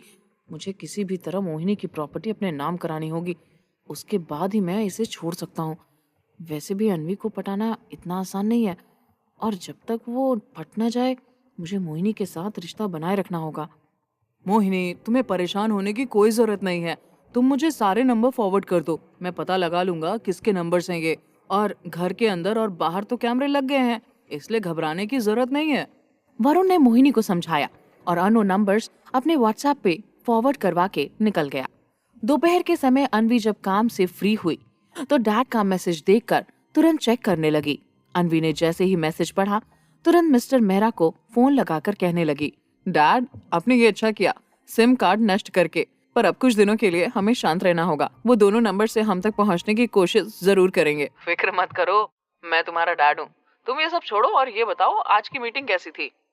अनवी ने खुश मिजाज अंदाज में बताया, मीटिंग तो डैड बहुत ही अच्छी थी और आज उस खड़ूस आर्यन मलिक को मेरे पॉइंट्स एकदम सही लगे, इसलिए उसने कोई सवाल ही नहीं किया। और जो क्लाइंट्स थे वो भी काफी खुश थे। वो लोग वैसे कोलकाता से थे, इसलिए मैंने उनके लिए रसगुल्ला ऑर्डर कर दिए थे, जिस कारण आर्यन ने लास्ट में कॉम्प्लीमेंट भी किया। एक सेकेंड, तू मेरी ही बेटी है ना? मिस्टर मेहरा का अजीब सा सवाल सुनकर अनवी ने कहा, हाँ डैड, पर आप ऐसे क्यों पूछ रहे हैं? 2 दिन पहले तो आर्यन को लेकर शिकायतें कर रही थी और आज उसकी तारीफ कर रही है। क्या ये कल की हेल्प का असर है या सच में तुझे उसमें अच्छाई नजर आ रही है? अनवी के मुंह से आर्यन के लिए अच्छी बात निकलती देखकर मिस्टर मेहरा को डाउट होने लगा। गुस्से में तो वो आज भी था, पर उसके पीए ने उसके बारे में बहुत कुछ बताया है और फिर मुझे लगा कि मैंने उसे कुछ ज्यादा ही खड़ूस समझ लिया था। खैर जो भी हो, आज हमारा झगड़ा होते होते रह गया, इसलिए मैं खुश हूँ। अनवी मीटिंग को लेकर कुछ ज्यादा ही खुश थी, जिस कारण उसने आर्यन के गुस्से को भी भुला दिया। वरुण मोहिनी के घर से निकलने के बाद सीधे अपने दोस्त के पास गया और कहने लगा, कबीर मुझे कुछ नंबर्स का पता लगाना था। ये किसके हैं और इनकी लास्ट लोकेशन कहाँ की है? इनमें से कितने नंबर्स एक्टिव हैं और कितने बंद, सारी डिटेल जाननी थी। पर अचानक ऐसा क्या हो गया भाई? वरुण को परेशान देखकर कबीर ने पूछ लिया। क्या बताऊं यार, किसी ने जीना हराम कर रखा है। पता नहीं कौन बंदा है, हर बार अलग अलग नंबर से कॉल करके परेशान करता है। कबीर ने सीधे सजेस्ट किया, फिर तो तुझे पुलिस के पास जाना चाहिए था, वो लोग मुझसे पहले पता लगा लेते और उस इंसान को पकड़कर अच्छे से अक्ल ठिकाने लगाते। पुलिस के 4 डंडे पड़ने पर अच्छे अच्छे सुधर जाते हैं। पुलिस के पास जा सकता तो तेरी हेल्प क्यों लेता भाई? तू ये बता कि तू कब तक इन नंबर्स का पता लगा सकता है? वरुण पुलिस के पास जाकर ये कहता कि कोई रिया के सच को लेकर मोहिनी को परेशान कर रहा है तो मोहिनी और उसे ही जेल में डाल दिया जाता। इसलिए वरुण ने पुलिस की हेल्प ना लेकर अपने दोस्त की हेल्प ली। वही मोहिनी जब आफ्टरनून में ऑफिस गई और कुछ फाइल्स देखने लगी तो उसकी आंखों में कई बातें खटक रही थी। मोहिनी ने एक पेन हाथ में लिया और उसको पकड़कर सोचने लगी। इनकम टैक्स की रेड पड़ी तो अनवी मेहरा ने हेल्प की, फिर रेस्टोरेंट में नंदिनी का अनवी के साथ बातें करना और कॉफी का बहाना बनाना, उसके बाद मिस्टर मल्होत्रा की डील कैंसिल करके जाते वक्त अनवी का यहाँ आना और उसी प्रोजेक्ट में इन्वेस्ट करने की बात कहना, ये सब इत्तेफाक नहीं, सोची समझी साजिश लग रही है। तभी मोहिनी को दूसरी बातें भी याद आने लगी और फिर उसने किसी को फोन मिलाकर कहा, सुनो, मैं एक लड़की की फोटो भेज रही हूँ, तुम्हें उसके ऊपर नजर रखनी है और मुझे पल पल की अपडेट देनी होगी। फिर मोहिनी ने नंदिनी की फोटो फॉरवर्ड की और खुद में बुदबुदाने लगी, अगर नंदिनी अनवी से मिली हुई है तो वो उससे मिलने तो एक न एक बार जाएगी। मुझे इस बार जानबूझकर खुद को प्रॉब्लम में डालना होगा और देखना होगा अनवी तक खबर पहुंचती है या नहीं। शाम के वक्त वरुण ने कुछ 5 लोगों को पैसे देते हुए कहा, तुम सबको समझ आ गया ना क्या करना है? याद रहे, उस लड़की को एक खरोच भी नहीं आनी चाहिए। बस तुम लोग उसे डराओगे और जब मैं वहां पहुंचूंगा तो मेरे साथ फाइट करते हुए भाग जाओगे। जैसे ही वो लड़की मुझसे इम्प्रेस हुई तुम लोगों को बाकी के पैसे भी मिल जाएंगे।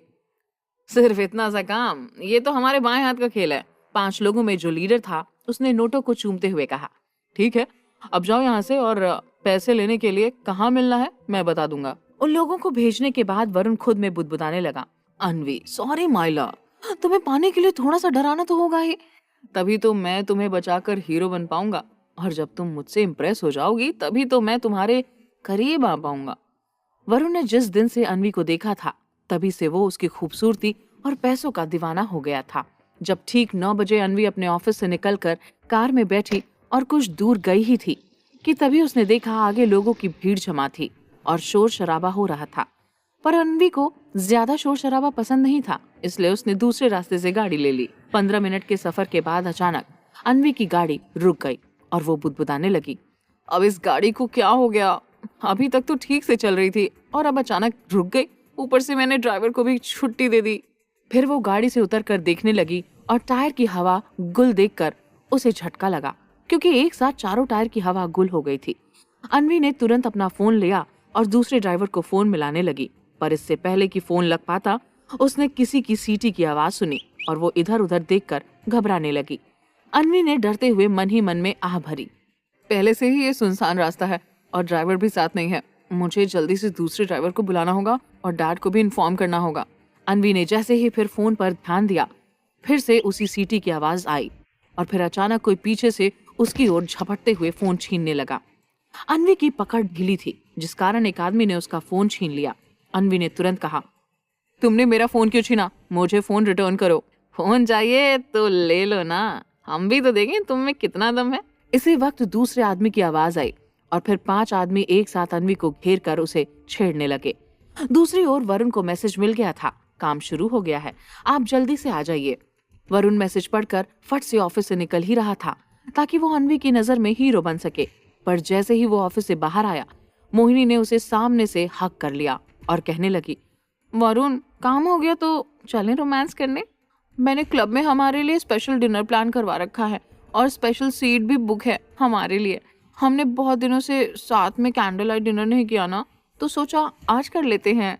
इधर अनवी गुंडों के बीच ठहरी घबराने लगी और उसने हिम्मत जुटाकर कहा, तुम लोग सीधे से यहाँ से जाओगे या मैं शोर करके सबको इकट्ठा करूं? तुम्हें क्या लगता है मैडम, तुम शोर करोगी तो कोई हीरो तुम्हें बचाने इस सुनसान सड़क पर आ जाएगा? ये कोई बॉलीवुड मूवी नहीं है मैडम जी। और सारे लोग ठहाका लगाकर हंसने लगे। अनवी ने गुस्से से एक आदमी को धक्का दिया और फिर एक तरफ भागने लगी। तभी 5 लोग उसके पीछे भागने लगे। पकड़ो उसको। अनवी को 5 लोगों से अकेला लड़ना ठीक नहीं लगा और उसके पास कोई हथियार भी नहीं था, इसलिए वो जितनी तेज दौड़ सकती थी दौड़ने लगी। पर एक आदमी ने पीछे से दौड़ते हुए लपक कर उसका हाथ पकड़ लिया और कहने लगा, मैडम हमें चकमा देकर कहाँ तक भागोगी? यहाँ दूर दूर तक कोई तुम्हारी हेल्प करने के लिए नहीं आएगा। अपने हाथ को जोर से पकड़ा हुआ देखकर अन्वी ने उसे दूसरे हाथ से धक्का दिया और अपना हाथ छुड़ा लिया। तभी वो आदमी गुस्से में आ गया और गुस्से से गुर्राया, तूने मुझे धक्का दिया? दौड़ते दौड़ते कुछ ही मिनटों में अन्वी हांफने लगी। तभी गुस्से से गुर्राने वाले आदमी ने अन्वी को धक्का दिया। इसी वक्त अन्वी के कानों में किसी के चिल्लाने की आवाज आई, रिया! ये आवाज किसकी थी? क्या इस बात का भी खुलासा हो जाएगा कि सेक्रेटरी नंदिनी अन्वी के साथ मिली हुई थी? इन सभी सवालों के जवाब जानने के लिए सुनते रहिए रिश्ता रिवेंज का, सिर्फ पॉकेट एफएम पर। इससे पहले कि अन्वी गिरती, दो मजबूत बाहों ने उसे संभाल लिया। अन्वी के बाल इस वक्त उसके चेहरे के सामने आ गए और वो बचाने वाले का चेहरा देख नहीं पा रही थी। पर उसे बचाने वाला शख्स कोई और नहीं, आर्यन मलिक था, जिसे अन्वी में रिया की झलक नजर आने लगी थी और अन्वी को करीब से देखते हुए वो पुरानी यादों में खो गया था। तभी एक आदमी गुस्से से बोला, ए मिस्टर, चुपचाप इस लड़की को हमारे हवाले कर दो और चलते बनो, वरना बेवजह तू भी पिट जाएगा। वो लोग बड़े बुज़दिल होते हैं जो एक अकेली लड़की को देखकर छेड़ने लगते हैं, पर मैं तुम्हारी तरह बुज़दिल नहीं हूँ जो किसी लड़की को मुसीबत में देखकर अपनी पीठ दिखाकर निकल जाऊं। आर्यन मलिक नाम है मेरा, याद रखना। एक बार पिटने के बाद अगली बार मेरे नाम से ही तुम सबकी रूह कांपने लगेगी। अन्वी ने जैसे ही आर्यन मलिक की आवाज सुनी तो वो शॉक्ड हो गई और फिर अपने चेहरे से बाल हटाकर देखने लगी। इसी वक्त एक आदमी आगे बढ़ा और पीछे से अन्वी पर वार करने लगा। आर्यन ने झट से अन्वी को गले लगाते हुए उस आदमी का हाथ पकड़ा और मरोड़ दिया। आर्यन के गले लगते ही अन्वी के दिल में एक अलग सा एहसास हुआ। तभी आर्यन ने उसे खुद से दूर किया और फिर अन्वी को पीछे हटाते हुए गुंडों से लड़ने लगा। जैसे ही एक आदमी घूंसा मारने के लिए आगे बढ़ा, आर्यन ने बाएं हाथ से उसका हाथ मजबूती से पकड़ा और दाहिने हाथ से उसकी गर्दन पर वार कर दिया।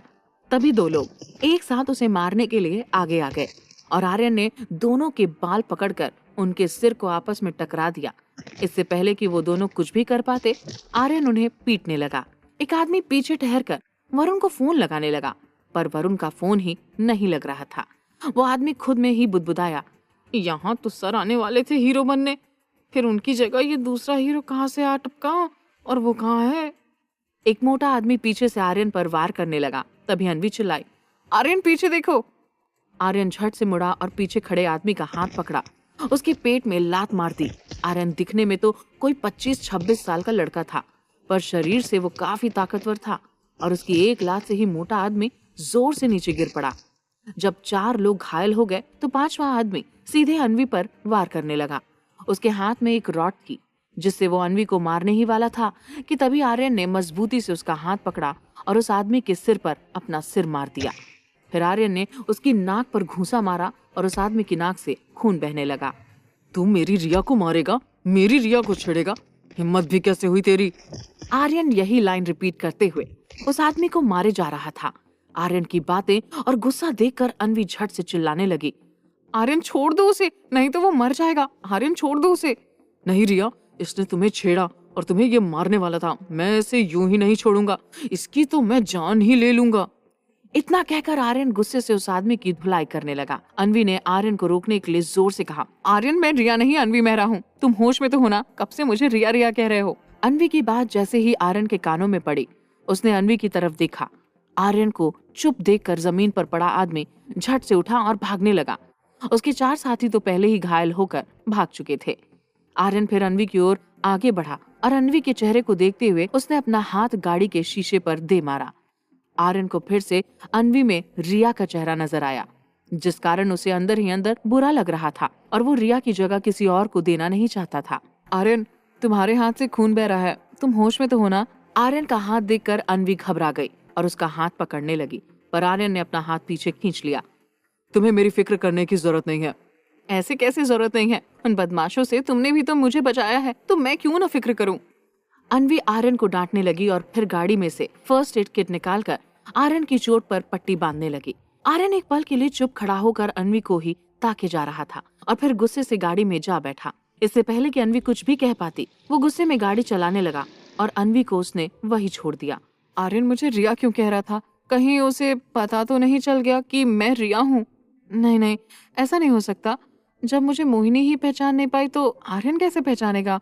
चेहरा भी तो मेरा पूरी तरह बदल गया है, तो पहचानने की गुंजाइश ही कहाँ है? अन्वी वही खड़ी बड़बड़ाने लगी और फिर अपनी गाड़ी के पास गई। उसका फोन नीचे गिरा पड़ा था। अन्वी ने फोन उठाकर देखा। ओह नो, ये तो बंद हो गया है। अब मैं डैड को इन्फॉर्म कैसे करूंगी? आर्यन भी अकेले ही चला गया, नहीं तो उससे लिफ्ट ले लेती। अब क्या करूं, कैसे किसी को इन्फॉर्म करूं? ऊपर से ये रास्ता भी सुनसान है, यहाँ शायद ही किसी से हेल्प मिल पाएगी। अन्वी ये सब सोचती हुई वही खड़ी हुई थी कि तभी एक गाड़ी उसके सामने आकर रुक गई। गाड़ी की लाइट जैसे ही अन्वी के चेहरे पर पड़ी, वो अपनी आंखों पर हाथ रखने लगी। तभी उसके कानों में आवाज आई, अब चलोगी भी या पूरी रात यूं ही सुनसान सड़क पर भटकना है? आवाज सुनकर अन्वी ने आंखों के सामने से हाथ हटाया तो सामने आर्यन खड़ा था। अन्वी उसे देखकर शॉक्ड रह गई। तुम तो चले गए थे ना? हाँ, पर फिर मुझे तुम्हारा ख्याल आया और इसलिए लिफ्ट देने आ गया। वैसे तुम चाहो तो ऑफर ठुकरा भी सकती हो, मुझे कोई प्रॉब्लम नहीं है। आर्यन की बात सुनते ही अन्वी ने फट से कहा, मुझे ऑफर एक्सेप्ट है, वैसे भी मेरे पास दूसरा ऑफर दूसरा ऑप्शन नहीं है। और वो जल्दी से आर्यन की गाड़ी में बैठ गई। अगली सुबह मिस्टर मेहरा और अन्वी साथ में नाश्ता कर रहे थे। तभी सामने फूलों की टोकरी देखकर वो कुछ सोचने लगी। मिस्टर मेहरा ने अन्वी को सोच में देखा तो पूछने लगे, नाश्ता करना छोड़ कहाँ खो गई तुम? डैड, मैं सोच रही थी आज पापा से मिलने चली जाऊं। मिस्टर मेहरा ने जैसे ही ये सुना वो नाश्ता करते हुए रुक गए। परसों ही तो तुम गई थी और बाल बाल बची हो। अगर आज फिर गई तो कहीं मोहिनी तुम्हें देख न ले। वो देख भी लेगी तो कुछ नहीं होगा डैड, क्योंकि इस बार मैं चैरिटी के बहाने जाऊंगी और जब आर्यन मलिक उस हॉस्पिटल में चैरिटी कर सकता है तो मैं क्यों नहीं? और चैरिटी के बहाने मैं अपने पापा के रूम तक भी पहुंच जाऊंगी और उन्हें देख भी लूंगी। अन्वी को भी आर्यन का ही तरीका सूझा और वो अपने पापा इंद्रजीत राय सिंह से मिलने के लिए बेचैन भी हो रही थी। वैसे आइडिया तो अच्छा है चैरिटी का, पर ध्यान रहे तुम इमोशनल होकर ऐसा कुछ मत बोल देना जिस कारण से मोहिनी को तुम्हारे ऊपर शक हो जाए। मिस्टर मेहरा ने झट से अन्वी की बात से सहमति जताई और उसे सतर्क रहने के लिए कहने लगे। अन्वी फिर नाश्ता करके हॉस्पिटल के लिए निकल गई और हॉस्पिटल में कल फ्रूट्स और खाने पीने की चीजें बांटने लगी। हालांकि कुछ कुछ रूम में मरीजों का ऑपरेशन चल रहा था, जिस कारण अन्वी को उन रूम में जाने नहीं दिया गया। अन्वी जिन जिन रूम में गई थी और मरीजों से मिली, उसे कहीं भी अपने पापा इंद्रजीत राय सिंह नजर नहीं आए। तभी वो एक रूम की ओर बढ़ी, लेकिन वहां जाने से एक नर्स उसे रोकने लगी। मैम, आप अंदर नहीं जा सकती। वो दरअसल पेशेंट कोमा में है, इसलिए वो आपसे कुछ नहीं ले पाएंगे। आपको कुछ देना है तो मुझे दे दीजिए, मैं उनके फैमिली मेंबर्स को दे दूंगी। पेशेंट कोमा में है सुनते ही अन्वी को अपने पापा का ख्याल आ रहा था, इसलिए वो जिद करने लगी। कोई बात नहीं, मैं उनसे मिलकर थोड़ी देर बातें करना चाहती हूँ, प्लीज मना मत करिए। मैं हर एक पेशेंट से मिलकर उसकी ठीक होने की उम्मीद बढ़ा रही हूँ, और कोमा में कोई पेशेंट है तो उसके अंदर तो उम्मीद जगाने की खास जरूरत है ना? नर्स ने कुछ सोच समझकर जवाब दिया। ठीक है, आप मिल लीजिए, पर पेशेंट को कोई दिक्कत नहीं होनी चाहिए। अन्वी फिर फट से चल पड़ी और रूम में जाते ही अपने पापा को लेकर उसकी उम्मीद बढ़ गई। पर अन्वी ने जैसे ही चादर हटाई, उसकी आंखें आंसुओं से भर गई और वक्त मानो ठहर सा गया, क्योंकि अब उसकी तलाश पूरी हो चुकी थी और अपनी आंखों के सामने अपने पापा को कोमा में देखकर उसकी आवाज गले में ही अटक गई थी। एक पल तो वो यूं ही ठहरी खड़ी रही और फिर झट से अपने पापा के चेहरे को छूते हुए उनकी हालत देखने लगी। पापा, मुझे लगा था आप मुझसे गुस्सा होंगे, क्योंकि आपको भी झूठी खबर दी गई थी मेरे भागने की, और मैंने सोचा कि आपने मुझे भुला दिया, तभी मुझे ढूंढने की कोशिश नहीं की। पर मैं कितनी गलत थी, आप यहाँ कोमा में थे और मैं न जाने क्या क्या सोच रही थी। अन्वी को लगा कि उसके भागने की खबर से गुस्सा होकर उसके पापा ने उसे ढूंढने की कोशिश ही नहीं की, पर अपने पापा की इतनी बुरी हालत देखकर अन्वी का दिल भर आया। 2 साल से अधिक का समय हो गया था अपने पापा को देखे हुए, जिस कारण से अन्वी जज्बाती हो गई और इंद्रजीत राय सिंह की छाती पर सिर रखकर रोने लगी। कुछ देर तक रोकर अपने दिल का दर्द हल्का करने के बाद अन्वी ने अपने आंसू पोंछे और कहने लगी, पापा, आप फिक्र मत कीजिएगा, मैं अब आ गई हूँ ना, और आपको इस हालत में मैं नहीं रहने दूंगी। देखना, आप बहुत जल्द ठीक हो जाएंगे और पहले की तरह चलने फिरने लगेंगे। मैं आपका इलाज बेस्ट से बेस्ट डॉक्टर से करवाऊंगी और आपको कोमा से बाहर ले आऊंगी। इसी वक्त दरवाजा खुला और दरवाजे से मोहिनी की आवाज आई। अन्वी, तुम यहाँ? अन्वी ने पलटकर मोहिनी को देखा और कहने लगी, ये सवाल तो मुझे तुमसे करना चाहिए, तुम यहाँ इस वक्त? तभी मोहिनी ने देखा इंद्रजीत राय सिंह का चेहरा चादर से ढका हुआ है और वो सोचने लगी, आई होप अन्वी ने इनका चेहरा नहीं देखा, तभी तो वो ये सवाल कर रही है। पर अगर उसे पता चल गया ये इंद्रजीत राय सिंह है और मैंने अपने पापा के उत्तरांचल जाने का झूठ बोला तो क्या सोचेगी वो? अनवी ने चुटकी बजाकर पूछा, मोहिनी कहाँ खो गई तुम? क्या तुम भी चैरिटी करने आई थी? हाँ हाँ, व्हाट अ सरप्राइज यार, तुम भी यहाँ चैरिटी के लिए आई और मैं भी, वो भी सेम टाइम पर सेम रूम में। मोहिनी सच नहीं बोल सकती थी, इसलिए उसने भी चैरिटी का ही बहाना बना लिया। मोहिनी को तभी याद आया, नर्स ने उसे फोन पर बताया था कि अनवी मेहरा कुछ इमोशनल नजर आ रही थी पेशेंट से बात करते हुए, और काफी देर से उसी रूम में थी। इसलिए मोहिनी ने झट से पूछ लिया, अनवी तुम इस पेशेंट को जानती हो? वो दरअसल तुम्हारी आंखें बता रही हैं कि तुम कुछ ज्यादा ही इमोशनल हो गई हो इस पेशेंट से मिलकर। अनवी ने जवाब दिया, हाँ वो दरअसल मेरी मॉम भी लास्ट टाइम कोमा में थी, इसलिए इन्हें देखकर मुझे मॉम की याद आ गई। 2 मिनट बाद मोहिनी ने कहा, अनवी मैं समझती हूँ तुम इस वक्त काफी दुखी हो, पर यहाँ रुकोगी तो और दुखी हो जाओगी। चलो हम बाकी सबसे मिल लेते हैं। मोहिनी अनवी को जल्दी से ले जाना चाहती थी ताकि अनवी इंद्रजीत राय सिंह का चेहरा न देख पाती। अनवी का मन तो नहीं था अपने पापा को छोड़कर जाने का, पर वो जाने से मना करती तो मोहिनी को शक हो जाता, इसलिए उसने उसकी बात मान ली। दूसरी ओर वरुण को जब गुंडों से पता लगा कि उसकी जगह कोई और ही हीरो बन गया, तो वरुण ने फट से पता लगाने की कोशिश की कि वो कौन था, और गुंडों के मुंह से आर्यन मलिक का नाम सुनकर वरुण ने दांत पीसते हुए कहा, तो पूरी प्लानिंग मेरी और हीरो बन गया वो आर्यन मलिक। उस आर्यन को तो मैं छोड़ूंगा नहीं, पर पहले मुझे कुछ और करना होगा अनवी मेहरा को इम्प्रेस करने के लिए, वरना कहीं वो आर्यन बाजी न मार जाए। अनवी जब हॉस्पिटल से बाहर चली गई, तभी मोहिनी ने डॉक्टर से बात की और कहा, डॉक्टर मैं अपने पापा को किसी सेफ जगह पर रखना चाहती हूँ और हॉस्पिटल उनके लिए सेफ नहीं है, इसलिए आज के आज पापा को यहाँ से शिफ्ट करवाने की सारी तैयारियां कर लीजिए। डॉक्टर से बात करने के बाद वो हॉस्पिटल से बाहर निकली और अपने आप में बुदबुदाने लगी, पता नहीं क्यों पर अनवी के सामने आते ही मेरा माइंड अलर्ट हो जाता है, और चाहूं या नहीं पर मुझे इसके ऊपर शक होने लगता है। पर एक बार इंद्रजीत राय सिंह को यहाँ से शिफ्ट कर दिया तो फिर कोई खतरा नहीं होगा झूठ पकड़े जाने का। अगली सुबह मोहिनी ऑफिस के लिए तैयार हो चुकी थी और नाश्ता कर रही थी। तभी उसका फोन बजा और उसे जो खबर मिली वो सुनते ही उसका नाश्ता गले में अटक गया। मोहिनी के चेहरे पर सुकून की जगह टेंशन थी और फट से वो पूछने लगी, अभी इसी वक्त? मोहिनी को किसका फोन आया था और वो ऐसे टेंशन में क्यों आ गई थी? क्या अनवी दोबारा अपने पापा इंद्रजीत राय सिंह से मिल पाएगी? क्या आर्यन और अनवी करीब आएंगे? इन सभी सवालों के जवाब जानने के लिए सुनते रहिए रिश्ता रिवेंज का, सिर्फ पॉकेट एफएम पर। मोहिनी को आया वो फोन नंदिनी का था। उसने बताया, मैम मिस्टर मल्होत्रा ने इमरजेंसी मीटिंग रखी है। उन्होंने कहा है कि प्रोजेक्ट पर अभी डिस्कशन होगा, क्योंकि ऑलरेडी इस प्रोजेक्ट के लिए काफी देर हो चुकी है, इसलिए अब वो इसे और डिले नहीं करना चाहते। मैम वो चाहते हैं कि ये काम तेजी से आगे बढ़े, इसलिए वो आधे घंटे में आ रहे हैं। सो प्लीज आप भी जल्दी आ जाइए। मोहिनी जल्दी से नाश्ता फिनिश करके रेडी होकर ऑफिस के लिए निकल गई। वो पूरी तरह से इस प्रोजेक्ट के रिगार्डिंग ऑफिस में बिजी हो चुकी थी। यहाँ अनवी और मिस्टर मेहरा हॉल में बैठकर बात कर रहे थे। मिस्टर मेहरा ने अनवी से पूछा, अनवी तुमने मोहिनी की डील मल्होत्रा के साथ फाइनल क्यों करवाई? आखिर इसमें हमारा क्या फायदा है?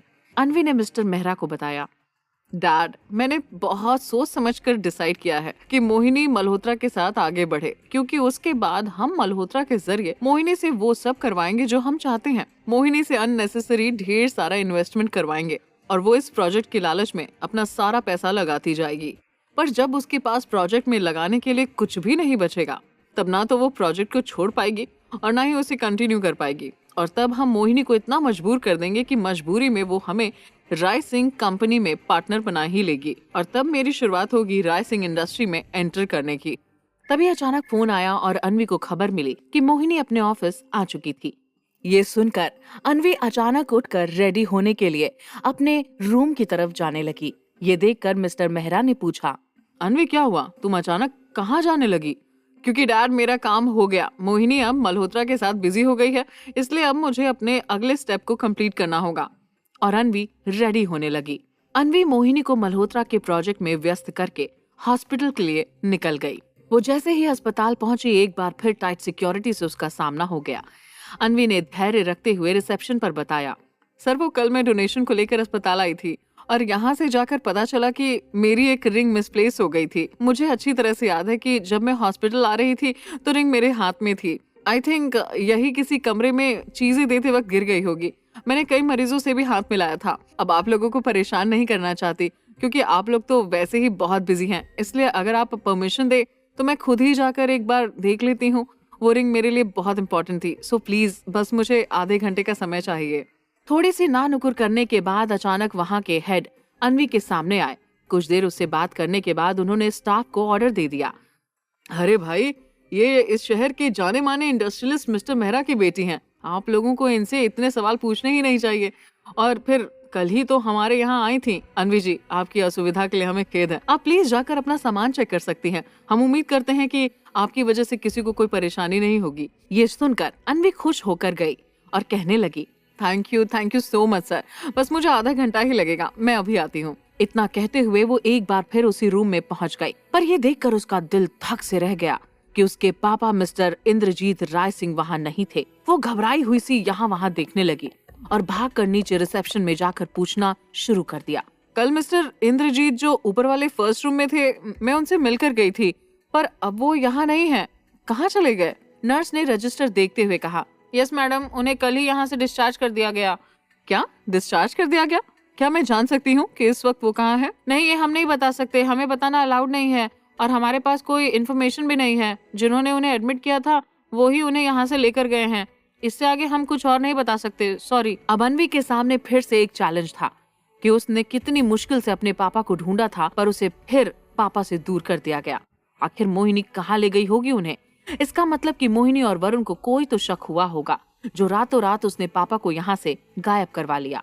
लगता है मैंने कल यहाँ आकर गलती की। मुझे केयरफुल रहना चाहिए था पापा के लिए। आई एम सॉरी पापा, बहुत बड़ी गलती हो गई मुझसे। ये सोचकर अनवी का दिल बैठा जा रहा था कि पता नहीं अब उसके पापा के साथ और कितना बुरा होने वाला था। आर्यन के घर काफी चहल पहल मची हुई थी। घर को सजाया जा रहा था, नाश्ते की टेबल लगाई जा चुकी थी और उसकी फैमिली वाले कुछ मेहमानों के इंतजार में बेसब्री से बैठे हैं। आर्यन जब तैयार होकर अपने रूम से नीचे हॉल में आया तो उसने चारों तरफ एक नजर डालकर सामने बैठे अपने पापा से पूछा, पापा ये सब क्या हो रहा है?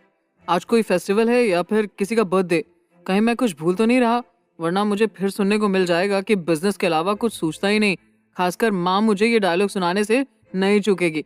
आपको याद है पिछली बार मैं मौसी का बर्थडे भूल गया था, तब माँ ने मुझे कितना सुनाया था, वो भी मौसी के सामने। तब से मैं कोशिश करता हूँ कि सारे डेट्स अपने मोबाइल में सेव कर लूं और टाइम पर उन्हें विश भी करूं। आर्यन के पापा ने एक टांग को दूसरी टांग पर रखते हुए आराम से बैठकर मुस्कुराते हुए कहा, पहले यहाँ आकर बैठो, मैं तुम्हें बताता हूँ कि घर पर क्या हो रहा है। देखो, ना तो आज कोई फेस्टिवल है और ना ही किसी का बर्थडे। पापा, फिर ये एक्स्ट्रा तैयारियां क्यों? ये फ्रेश फ्लावर्स, स्पेशल ब्रेकफास्ट, जहाँ तक मुझे लग रहा है आज काफी कुछ चेंज किया जा रहा है। और मॉम, सुबह से सुन रहा हूँ, मॉम भी काफी इंस्ट्रक्शन दिए जा रही थी, ऐसा करो वैसा करो, ये यहाँ क्यों रख दिया, उसे वहाँ होना चाहिए। आर्यन ने पापा से कहा, आज तो तुम्हारी माँ का किया धरा सब कुछ है। तुम्हें याद है मेरे कोलकाता वाले दोस्त, वो अपने एक रिलेटिव्स के यहाँ विद फैमिली शादी में आए हुए हैं, तो तुम्हारी माँ ने मौके पर चौका मारते हुए उनकी बेटी की वजह से अपने घर पर इनवाइट किया है। आर्यन के पापा ने बताया। तभी आर्यन की मॉम आ गई और उन्होंने मुस्कुराते हुए कहा, बेटा, क्योंकि आज तेरे रिश्ते की बात करने कुछ लोग आ रहे हैं। ये सुनते ही आर्यन का मूड खराब हो गया। उसने अचानक खड़े होते हुए कहा, कम ऑन मॉम, फिर वही रिश्ते की बात, शादी प्लीज। मैं कितनी बार कह चुका हूँ कि मुझे दूर रखें इस मामले से, नहीं करनी मुझे कोई शादी वादी। प्यार और शादी के नाम से मेरा भरोसा उठ चुका है। मैं अकेले ही खुश हूँ और ऐसे ही खुश रहूंगा। प्लीज मुझे बार बार याद दिलाने की कोशिश मत कीजिए कि किसी ने मुझे अकेला छोड़ा है। आर्यन की माँ ने परेशान होकर कहा, आर्यन, तुम कभी खुलकर बताओगे कि आखिर हुआ क्या है? किसने तुम्हें अकेला छोड़ा? माँ प्लीज, मुझे कोई बात नहीं करना। इस बात पर आर्यन के डैड ने उसके कंधे पर हाथ रखकर कहा, आर्यन, तुम दिल्ली के मोस्ट वांटेड बैचलर हो। सैकड़ों लड़कियों के फोटो और बायोडेटा आते ही रहते हैं, मेल, व्हाट्सएप, सब कुछ भरा पड़ा है तुम्हारे रिश्तों के लिए, पर तुम नाना करते रहते हो। आखिर कब तक ना कहोगे? अब उम्र हो गई है जब तुम्हें शादी करके सेटल हो जाना चाहिए। बेटा, मेरे और तुम्हारी मॉम के भी कुछ अरमान हैं। हम भी चाहते हैं कि हमारी बहू आए, हमारे पोते पोती आंगन में खेलें, पर तुम क्यों हमारी उम्मीदों पर पानी फेर देते हो? डैड प्लीज, मैं आपसे रिक्वेस्ट करता हूँ कि सुबह सुबह मेरा मूड खराब मत कीजिए। जब मुझे शादी करनी होगी तो मैं आपको बता दूंगा। इस बात से एक बार फिर आर्यन की मॉम और डैड का चेहरा उतर गया। कुछ देर तक तीनों के बीच एक मौन पसरा रहा। फिर आर्यन ने चुप्पी तोड़कर अपने डैड को देखते हुए कहा, डैड, मुझे शहर से बाहर एक प्लॉट देखने जाना है जहां हम शानदार रेस्टोरेंट बनाने की सोच रहे हैं, तो मैं निकलता हूँ। इतना कहते हुए पापा के जवाब का इंतजार किए बिना ही आर्यन ने मोबाइल उठाया और बाहर जाने लगा।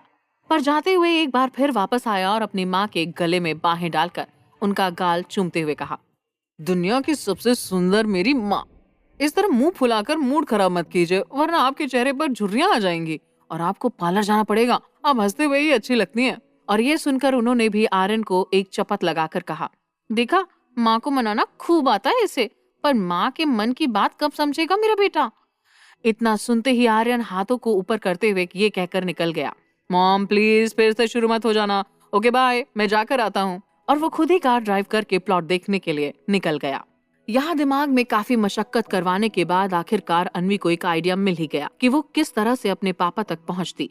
उसे लग रहा था कि क्यों ना ये रास्ता मोहिनी और वरुण के जरिए ही निकाला जाता।